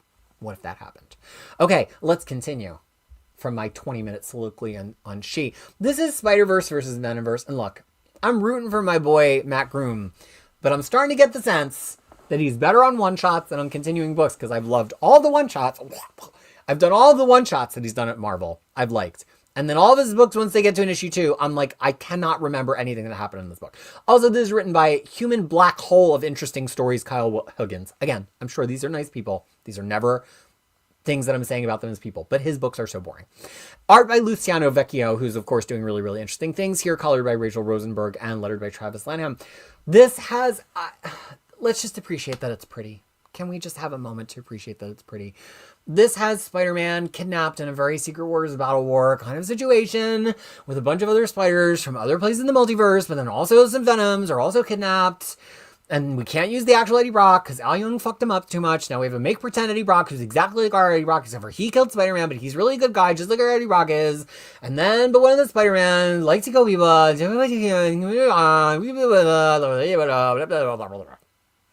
Boring. I will say that Vecchio continues to level up as an artist. Really, really love his art here. I will say that I loved the twist at the end of Spider-Ham, like making the hard choice on Team Spider. But this book is just, it just feels like we could be doing more with like spiders versus venoms on a battle world. Like there's something interesting there. And to just make me have a beige out the entire time, I really feel like my eyes rolled back into my head and I couldn't, and then I reread it thinking like, maybe I was just tired. No, it's just that nothing happened. It's not even fun. Like Kane is saying the Spider-Verse comics are dumb fun. I'll take dumb fun, but it just doesn't feel, it just feels like a lot of the stories, a bunch of Venoms that we have no affection for and spiders we don't have a lot of affection for being like, we don't like the other team. Da-na-na-na-na. Like they're like going Sharks and the Jets. And I just think that they could have either used more spiders and venoms we know, or like give us something other than them all restating the plot all the time. Okay, that's longer than I needed to talk about this. This is the end of the current run of several Star Trek comic books with the Star Trek Omega, which was the end of the Lore War, which I read a lot of people really liked and thought everything got sewed up well. Jackson and Lanning are writing this, but so is Christopher Cantwell. And I do like Star Trek. I am tempted, whatever follows this, I might read some Star Trek comics. Maybe, no promises. But I heard that this tells the story right up to a certain movie, like one of the movies, and I have all the movies. I love Star Trek on screen. I have all the movies downstairs on Blu-ray, and apparently this like lines it up perfectly right before one of the movies is what I was reading. So anyway, Star Trek. Great cover. Love that cover. Okay, Dr. Aphra. I had my doubts here because I didn't read the original Dr. Aphra. I actually still haven't read it by Kieran Gillen. I read like an issue here or there. So I only ever read Alyssa Wong's series, the 2020 series, and it just was the thing that gave me hesitance about Alyssa Wong to begin with, that like, it just was very decompressed. It just felt like nothing ever happened in any given issue. It felt very insubstantial. Now, this is not by Alyssa Wong, but I just had that in my belly as like, this is what this Dr. Aphra character is going to be. Also, this cover's not a good cover. The number one cover should be a hero image cover. It should be the cover that's going to go on your trade paperback. It should show your character at their best. That's not what this is. Anyway, so this is written by Cherish Chen. It's got art from Gabriel Guzman, colors from Mike Atier, and letters from Joe Caramagna. This maybe I was just hallucinating in my illness this week, but this hit the spot for me in such a specific way. And I think part of it is this art, which kind of like had a Mike Perkins kind of quality to it, but also was a little throwbacky. It reminded me of like what Green Lantern books looked like in 2009, almost like an older Fernando Pasaran. This is what Star Trek books, or Star Wars books rather, used to look like in the Dark Horse era. Like it just felt thick in a way that not that the characters were thick, but it felt thick with words, with plot, with lines, with rendering in a way that the Marvel Star Wars books never do. The Marvel Star Wars books have always been very lightweight, very snappy, very instant consumption. This took a long time to read. The panels made me linger.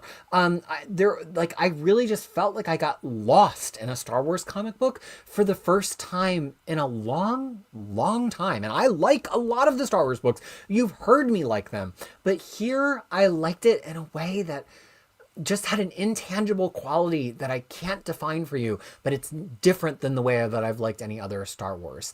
It is Quincognito. It's part the inks, which gives me a little bit of a Mike Perkins vibe. Yeah.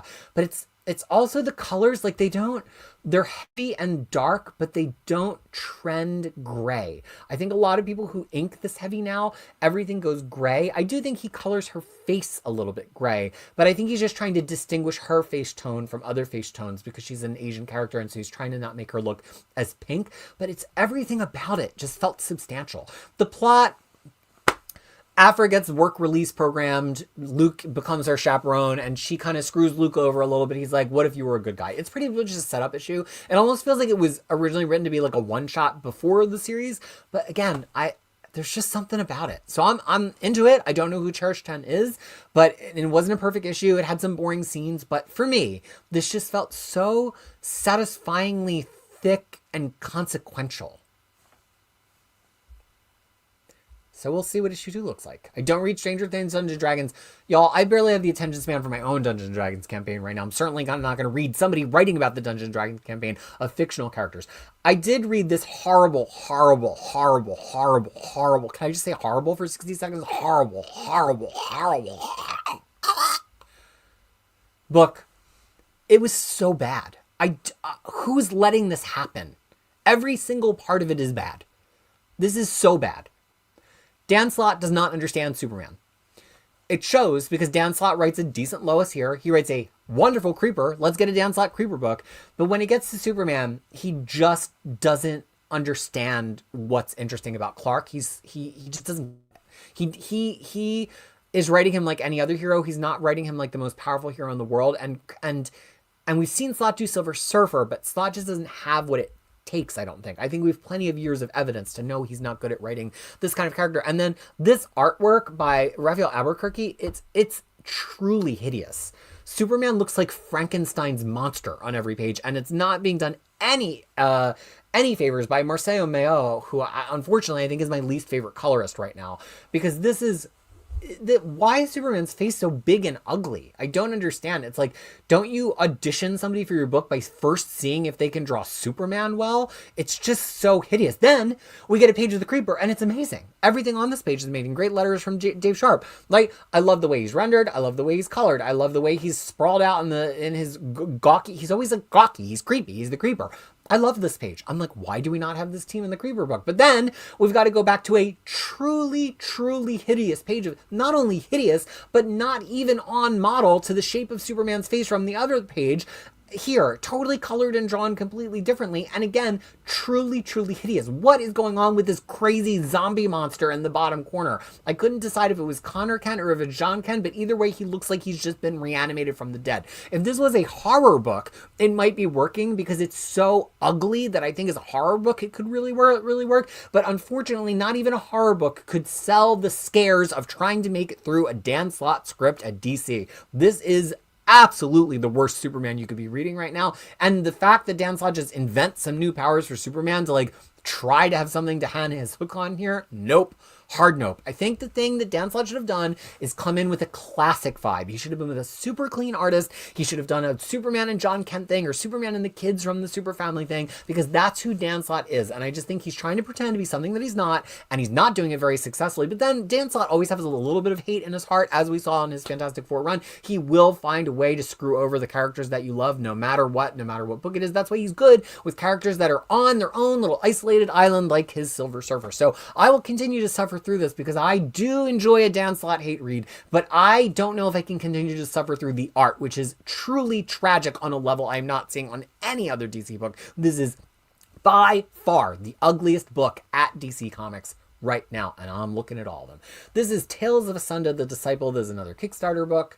They chose violence. I read some very middling reviews of this, and honestly, AWA, after that debacle of using AI art and that Polis book that was supposed to be about a slightly utopian future, I just don't know if I'm going to pick up any other AWA books. Which brings us to Titans, written by John Layman, with art from Pete Woods, who also does the cover here, and letters from Wes Abbott. The thing that I really like about this John Layman run of Titans is that every issue is an island. He's truly writing a run that harkens back to the Titans of Marv Wolfman. Not that it's necessarily the Marv Wolfman quality of Titans, but that like every issue is a complete idea about the Titans, even though it connects to the ongoing arc. So here we happen upon the team after they've just got their butt kicked, and they're all kind of exchanging recriminations on how they got their butt kicked in this battle that we actually see relatively little of that they had with Deathstroke. And it sets them up for kind of their own lies and half-truths to each other kind of coming to a head. And I just think that the one problem I'm having with this book, and I think that John Layman's actually a very good team book writer, I'd like to see him on more Big Two team books if he's interested in doing that, is that it's just verging right on the edge of an idiot plot, which is where it's a trope where all of the characters have to be dumb in order for it to work. We're seeing an awful lot of willful withholding of information between the Titans and the League in order for these bad guy moments to work. And I get that we're trying to play that like they're in their 20s now and they're trying to be independent, but I just think if the only reason the plot is working because they're withholding information from each other, that's not a very good plot. And I'm not saying it's the only reason the plot is working, but we're kind of like verging on that. And we have for a few issues now, and I do like this run. The art is incredible. I think Layman's doing a great job with characterizations, but I think they're just being a little too stupid. Rye Hunter is agreeing with me. Man, oh man, I've been liking each Titans issue less and less. Yeah, the first like 3 or 4 were gangbusters. The next issue after this one was so rushed. Well, I don't want to hear that. I don't like that.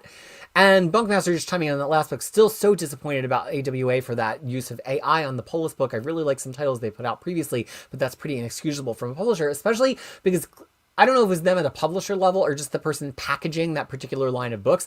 But Mark Russell, when we asked him on Blue Sky about it, professed that he had zero knowledge that that had happened. So it's kind of like somewhere in the editor-publisher layer is where that all happened. Okay, let's keep moving to Ultimates 3.0, a book I've completely turned on. This was a book that was in my top 10 for many, many weeks of the year. Now I hate it. And that's because I've turned on Dennis Camp. I don't care for him anymore. I've decided that he's one of these bullshit writers that I'm just going to have to endure a lot of bullshit from. And this is my third book of the week that's maybe it's just too woke for me.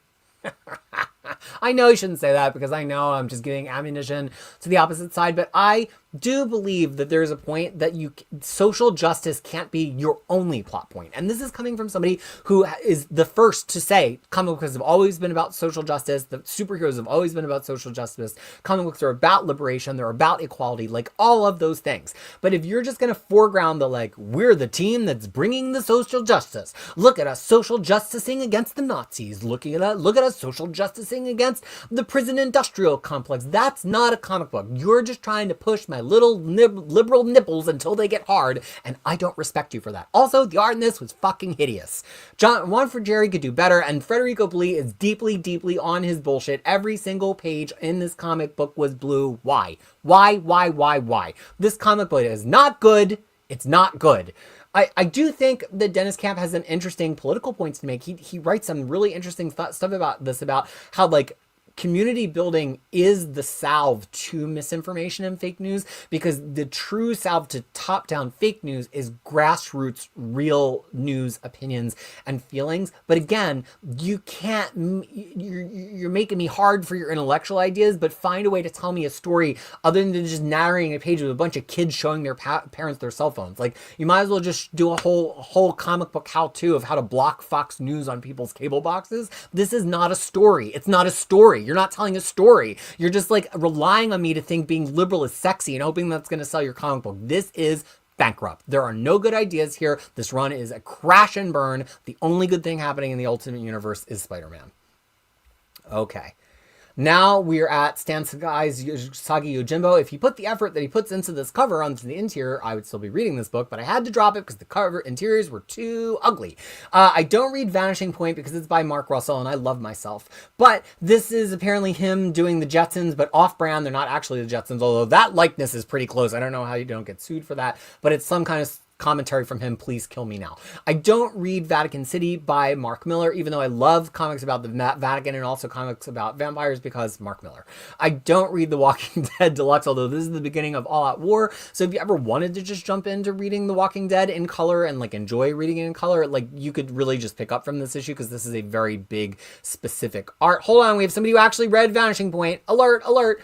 James Abel says Vanishing Point. And by the way, if anybody's ever read one of the books that I skipped, feel free to tell me, like, wait, hold up, Krisis, I have a capsule review, and we will pause. Vanishing Point number 2, fun homage to the Jetsons with a plot twist I didn't see coming that shows the impact that a childhood cartoons TV series can have on someone. Well, we always like Mark Russell to try to make a point. That's always nice to see. And then we come to Weapon X-Men. So here's Bunk, I see you in there, but we're almost at the end of the alphabet, and I got a head of steam going. This was the best issue of this comic book, and I had huge skepticism about this Joe Casey script. Chris Cross is fine. He's always at this slightly better than fine level of art. Colored by inked by Mark Morales, colored by Yen Nitro, what a name, and lettered by Clayton Cowles. Because here's the thing, this takes us back to a story that's happening in parallel to the issues directly after Giant Size X-Men. I think this one happens in parallel to 96, whenever Thunderbutt jumps on the jet outside of Count Nefarious Mountain. And I immediately get my hackles up when I see one of these, because I'm like, is this the only plot you've, like, that was 50 years ago at this point. It's really hard to rely on our nostalgia to a retcon to that book, which we're already doing all this summer with that wretched Lansing and Kelly stuff, to like sell a book. But this actually had an interesting beat to play. It had several interesting beats to play, and an interesting beat to play about like Wolverine being like, we should not go back there, and an interesting beat to play about Cable being like, I can't do any time travel right now. That's interesting. And an interesting beat about why would Thunderbird be back there. And of course there's the funny beat of Deadpool being like, yes, I got back to the X-Men's first big story. I love this. This should have been the first issue of this comic book. All the first 3 issues of this book sucked. In retrospect, I was trying to be nice to them at the time, but now thinking about them some more, they just sucked. And I think we figured that out by the end of the 3rd issue. The 4th issue was okay. This, to me, was the script that sells what this team is. They're a little bit funny. They're a little bit brutal. They're a little bit time traveler-y. They're a little bit, technology. But in the end, they're just going to get it done because they've got to get it done. And they're 4 people who are about getting it done. This whole book is kind of about Thunderbird and his regrets that he couldn't be as effective as he knows himself to be, and now that he's alive again, the regrets that he has about his place in the X-Men history. That's clever. That's so clever.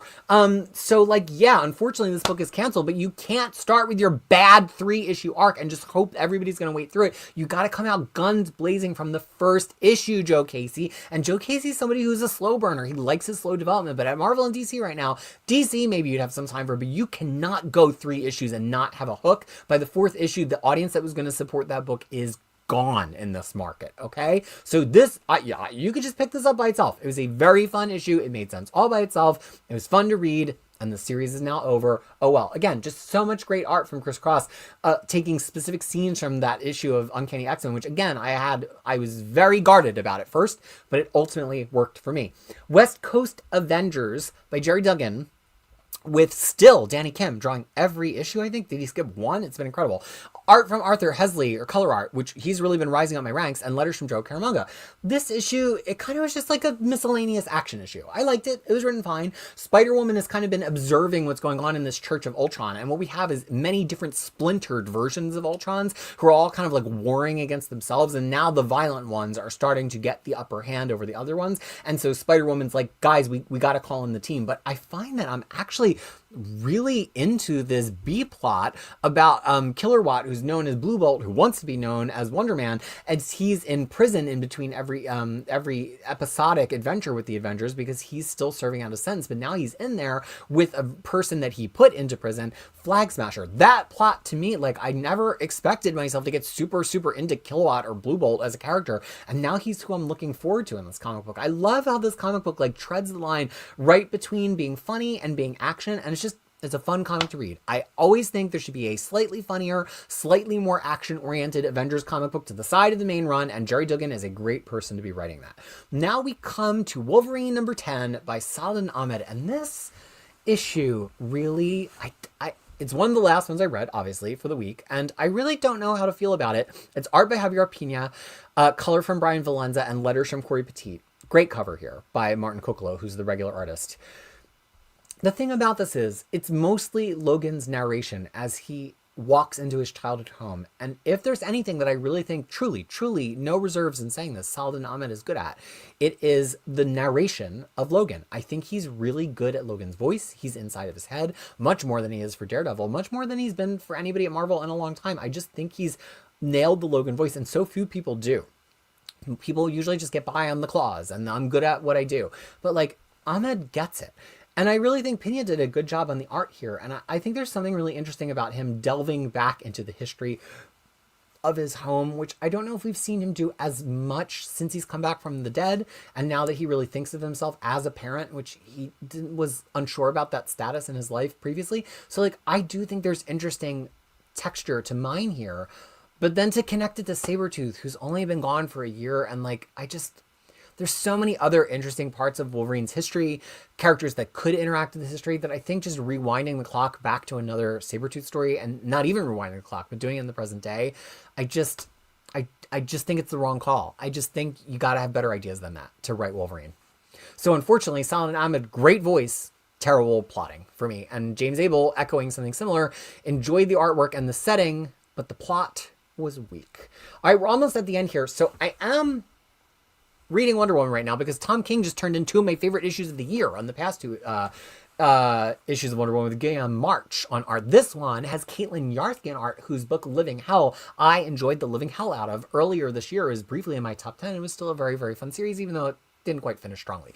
The thing I loved about Caitlin Yarthkin is that she was such a strong cartoonist and was told such clear stories in her cartooning, which is why I thought it was so strange that she just could not figure out this issue of Wonder Woman. She just didn't have a good likeness for Diana. This one at the bottom of this page was the best likeness we had, but her face continued to change throughout. And also, again, I never like when people just color women always with black lips just to make them stand out. I get that her lips aren't really black. The lower one is her actual lip color, but it strikes me as a coloring mistake often. And Alex Guimarães is the colorist here. Letters by Clayton Cowell. And also, this was basically a whole silly Tom King book about how Wonder Woman just slept with Steve Trevor. Because every female character to Tom King is just a vagina, and what could happen with that vagina. Could it be slept with? Could it purr the baby? Those are the only things he sees women as in these comic books, or could experience trauma, right? That's all that Tom King knows how to write about women, which is why I think it's inappropriate for him to write about women. And I think it's incredibly inappropriate that we're about to get a DC Universe movie of his writing about Supergirl, which I found incredibly boring and often bordering on offensive, because I don't think he should be allowed to write women when he writes these hyper-reductive women are just a vagina on wheels stories about women. So of course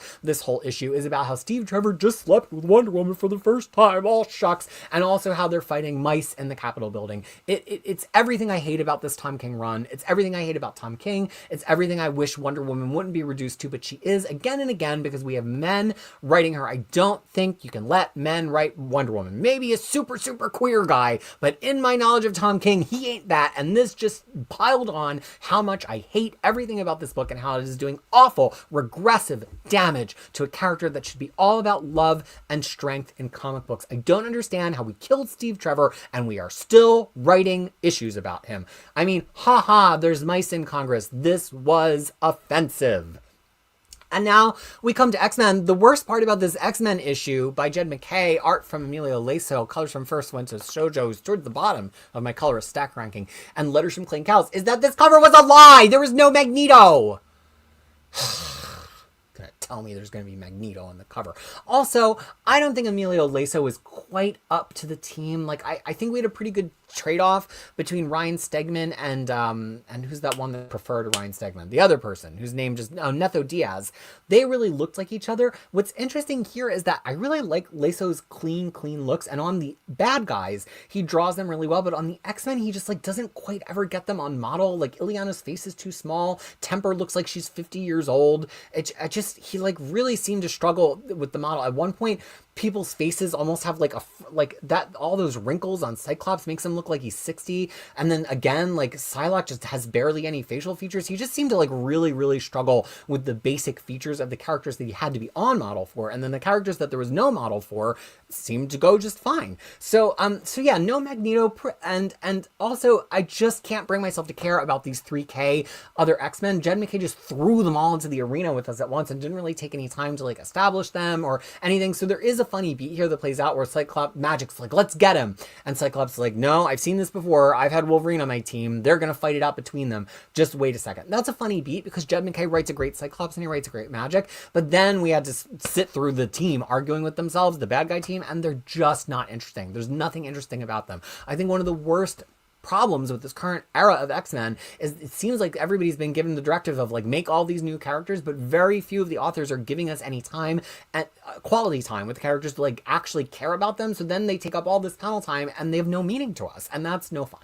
So unfortunately, I think this is a pretty bad issue of X-Men, a title I do support because I think Jed MacKay has fun things to say about the X-Men, but every time we get into this back into this big plot myth arc 3K stuff, the book just craters for me. The stuff that's been good has been the weird in between issues in between these plots, and unfortunately I never did read You Never Heard of Me. It just suffered at being at the end of the alphabet and being a book I can't decide if I actually am interested in, so I managed to skip all 5 issues of it. Maybe we'll do it later as a catch-up, but wait, oh, did I not save the cover? No, here's the cover of Rob Liefeld's Youngblood Deluxe, because it has been completely rewritten by Joe Casey, it has been completely recolored by Matt Yackey, and has been completely relettered by Russ Wooten. But here's the interesting thing, and unfortunately Joe Casey is kind of like getting the stick from me a little bit this week. This has some good writing in it, and I got out my original copy of Youngblood number 3 and I read it side by side with the original Youngblood number 3.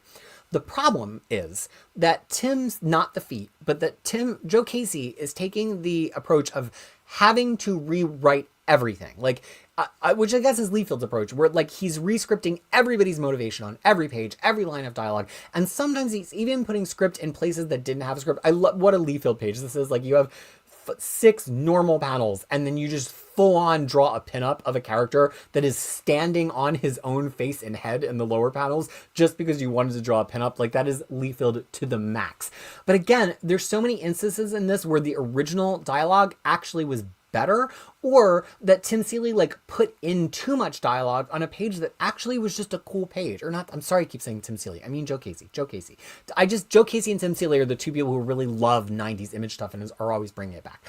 But Joe Casey's the boring one of the two of them. So unfortunately, I just didn't like this as much as issues 1 and 2 because it just felt weighed down by like the amount of dialogue and the amount of back and forth that Joe Casey was giving it. It felt like actually reading it side by side with the original number 3, I might have liked the original number 3 better, which I have not felt about the first 2 issues, but this just felt leaden to me.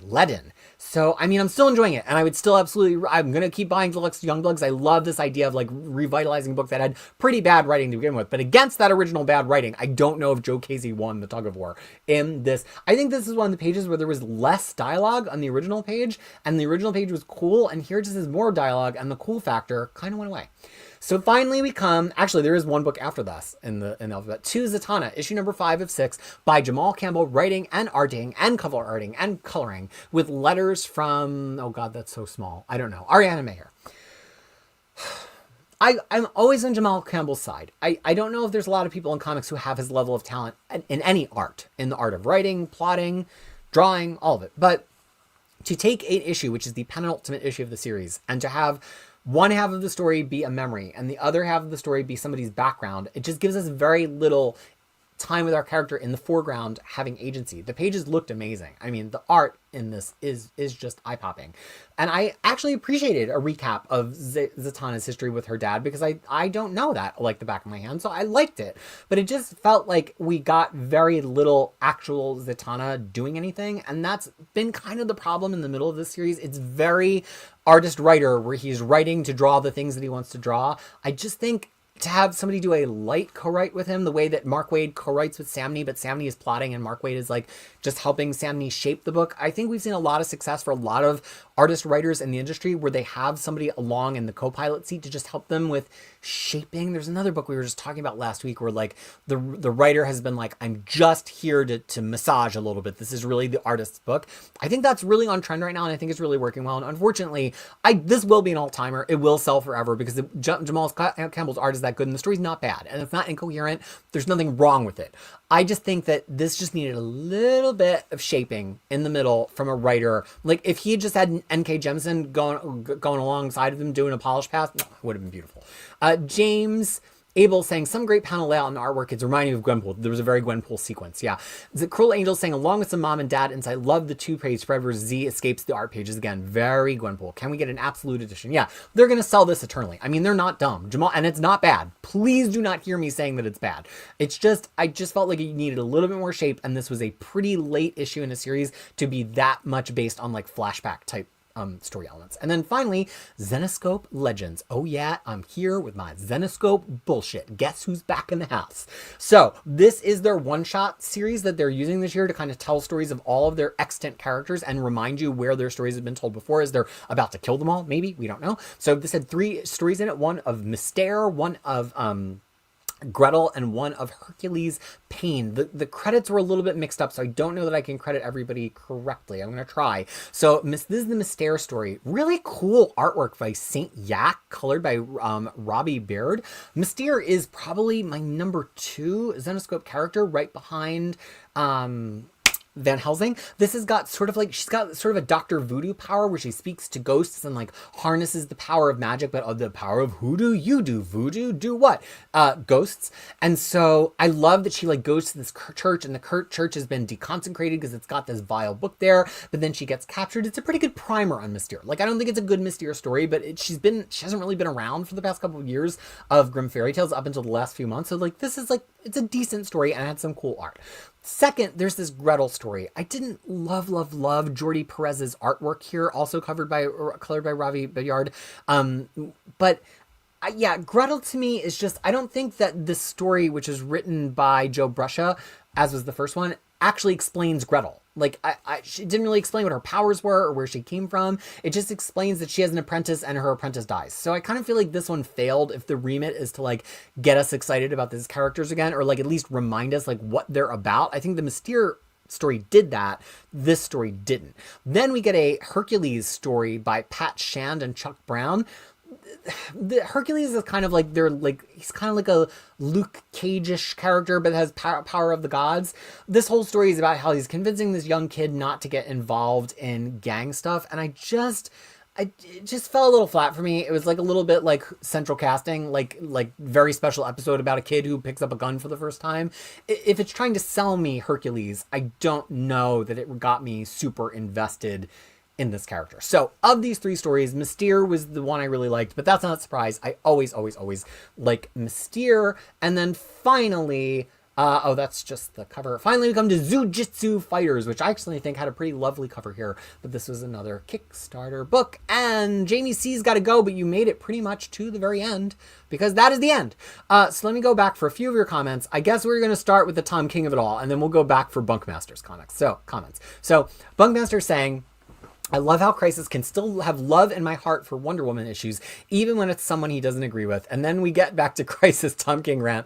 This is why we come here. Look, I never want the reason you come here to be about my rants, because I love comics. And if the only thing you take away from this is me screaming about the 2 or 3 issues I scream about out of 60 issues, I must be doing something wrong. But I am willing to admit that if we love me selling you comics, if you went out and you bought The Last Witch and you bought Los Monstros and you took my recommendation to pick back up on Psylocke and all those things, and then we're also entertained by the screaming, that's why I'm doing the screaming. Well, I just watched an old reader, new reader, and they had me wanting to read Supergirl. I usually never want to touch a super anything title.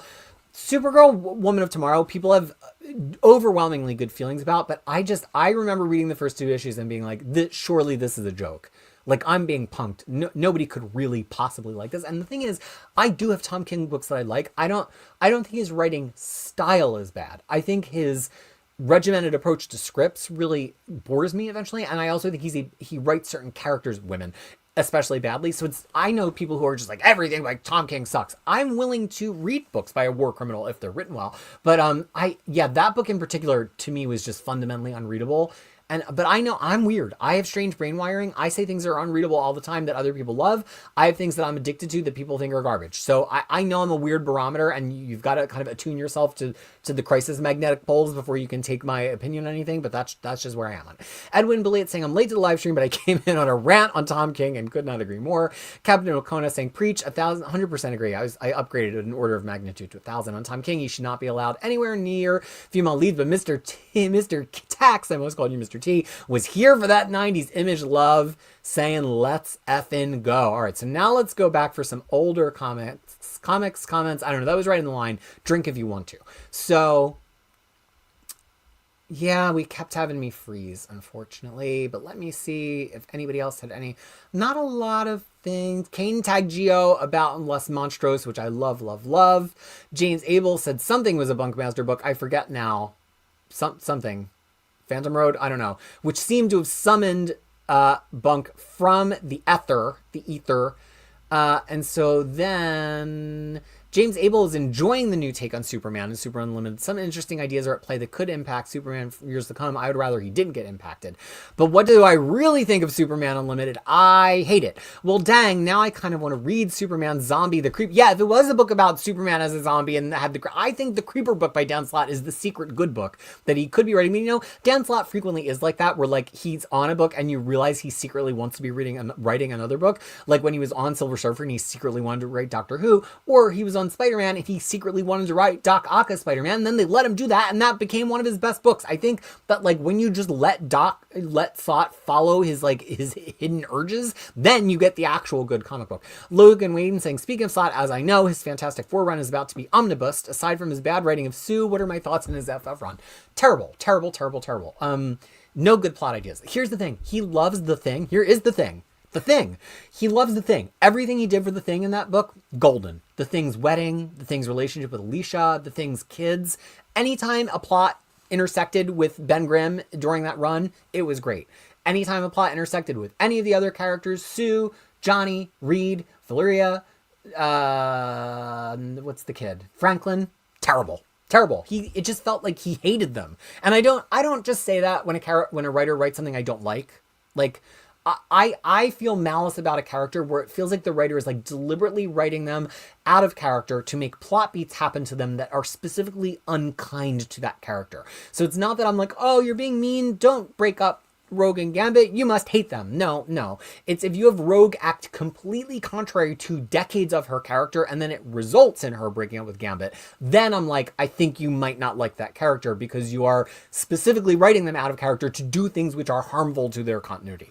That's how I felt about Slott, especially writing Sue. There are points where Sue's whole character is just being nosy. Like, she's like, I know I'm interfering in Johnny's life, but I just think he needs me to interfere. Because that's who Slott thinks women are.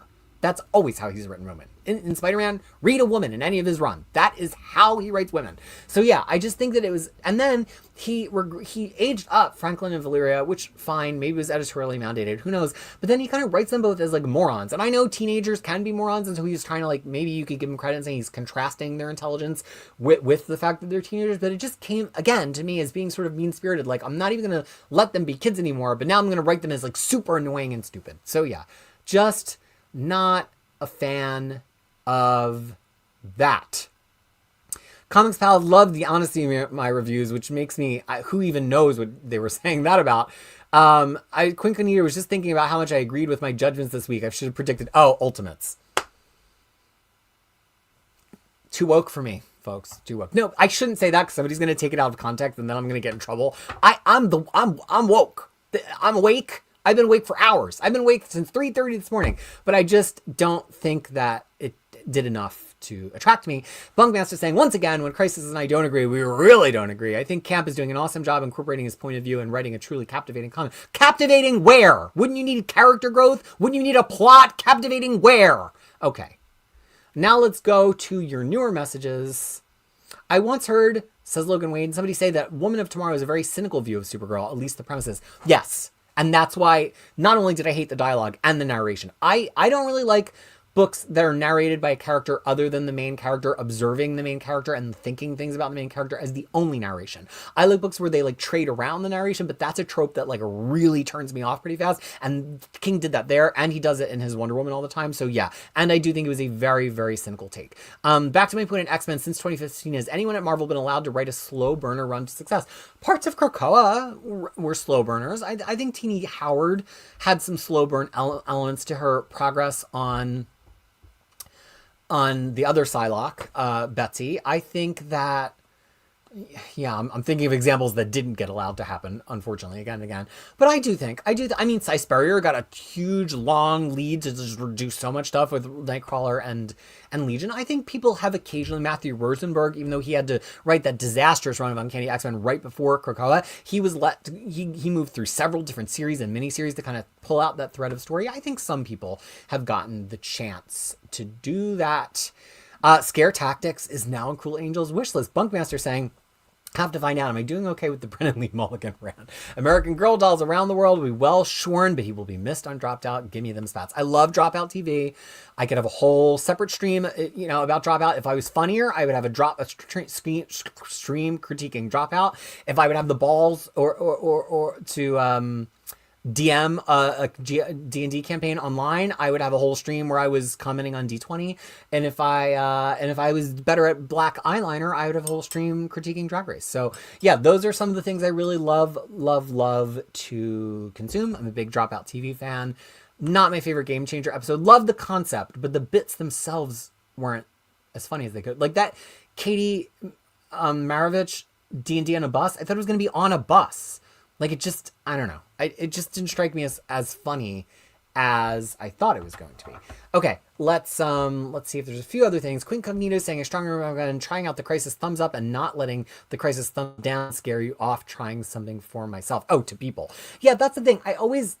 I try to give you dimension to my negativity in reviews, but then sometimes I just hate the concept of something so much that it turns into a rant. And I truly don't want any of you to try Wonder Woman. That would be my goal coming out of this. But I do have to find ways. I try to find ways when I write around about things to encode it with interesting information about what you might like about it. So that's always the goal. And I always can do. This next one's not loading. No, it doesn't want to share it with the people. Uh-oh, am I frozen? I don't know. Nothing's happening. Oh, there we go. I think maybe Dan Slott is always like that. Even his latest time in Spider-Man, he really wanted to write Spider-Boy, and it was much better. Yeah, I think so, too. Okay, y'all. Yeah, Omnibuds, you came in literally on the closing credits, and my internet seems to be dying, so this is a perfect time to say goodbye. So, thank you so much if you have watched. This is one of our catch-up streams. Now I'm a little bit less behind, and assuming I get all my reading done this weekend, which I don't see why I shouldn't unless I get sick again, but I fully was I was with it on this stream. I wasn't like in some mental other place. I felt like we had a connection. So, I will be connecting with you again. Hours, which is when the regular Sunday or Monday, if you live in New Zealand and Australia, stream will be happening at the normal bat time of that channel. I am not anticipating any other streaming appearances next week, although I will be back to the pool and running, so that should be great. So I do think there will be another catch-up stream, maybe one day next week. It would have to be a little bit earlier than this, because if this was a day with school pickup, I would be in trouble if I was just leaving for school pickup now. So if you haven't already, hit the notification bell, because that is what lets you find me on these days that I randomly do other streams. And also it helps if you like this video, but this was like an off-cycle one, so I know there's less viewers. That's fine. People will find it who want to find it. And I will see you again on Sunday and or Monday, depending on where in the world you live. If you are going to be enjoying yourself out in the world this weekend, have some fun. Treat yourself kindly. Treat yourself. If you've got money to treat yourself to a monetary thing. And if you don't, just treat yourself by treating yourself well. Because you know what? Not everybody in the world is going to treat us well. The world's not going to treat us well. And the only thing we can do, and here's the one thing that Dennis Camp did get right in that Ultimates issue, is that the way that we start fixing things is to just treat everybody else well and try to have that move upwards from the ground, while also using our power in democracy, the sexiest thing we can do, to vote to change things from the top down as well. So until I see you again later this weekend or on Monday, depending where you are, please try not to have a crisis, because it's probably not going to be me. I am not going to be on YouTube. So until I see you again, do not have one.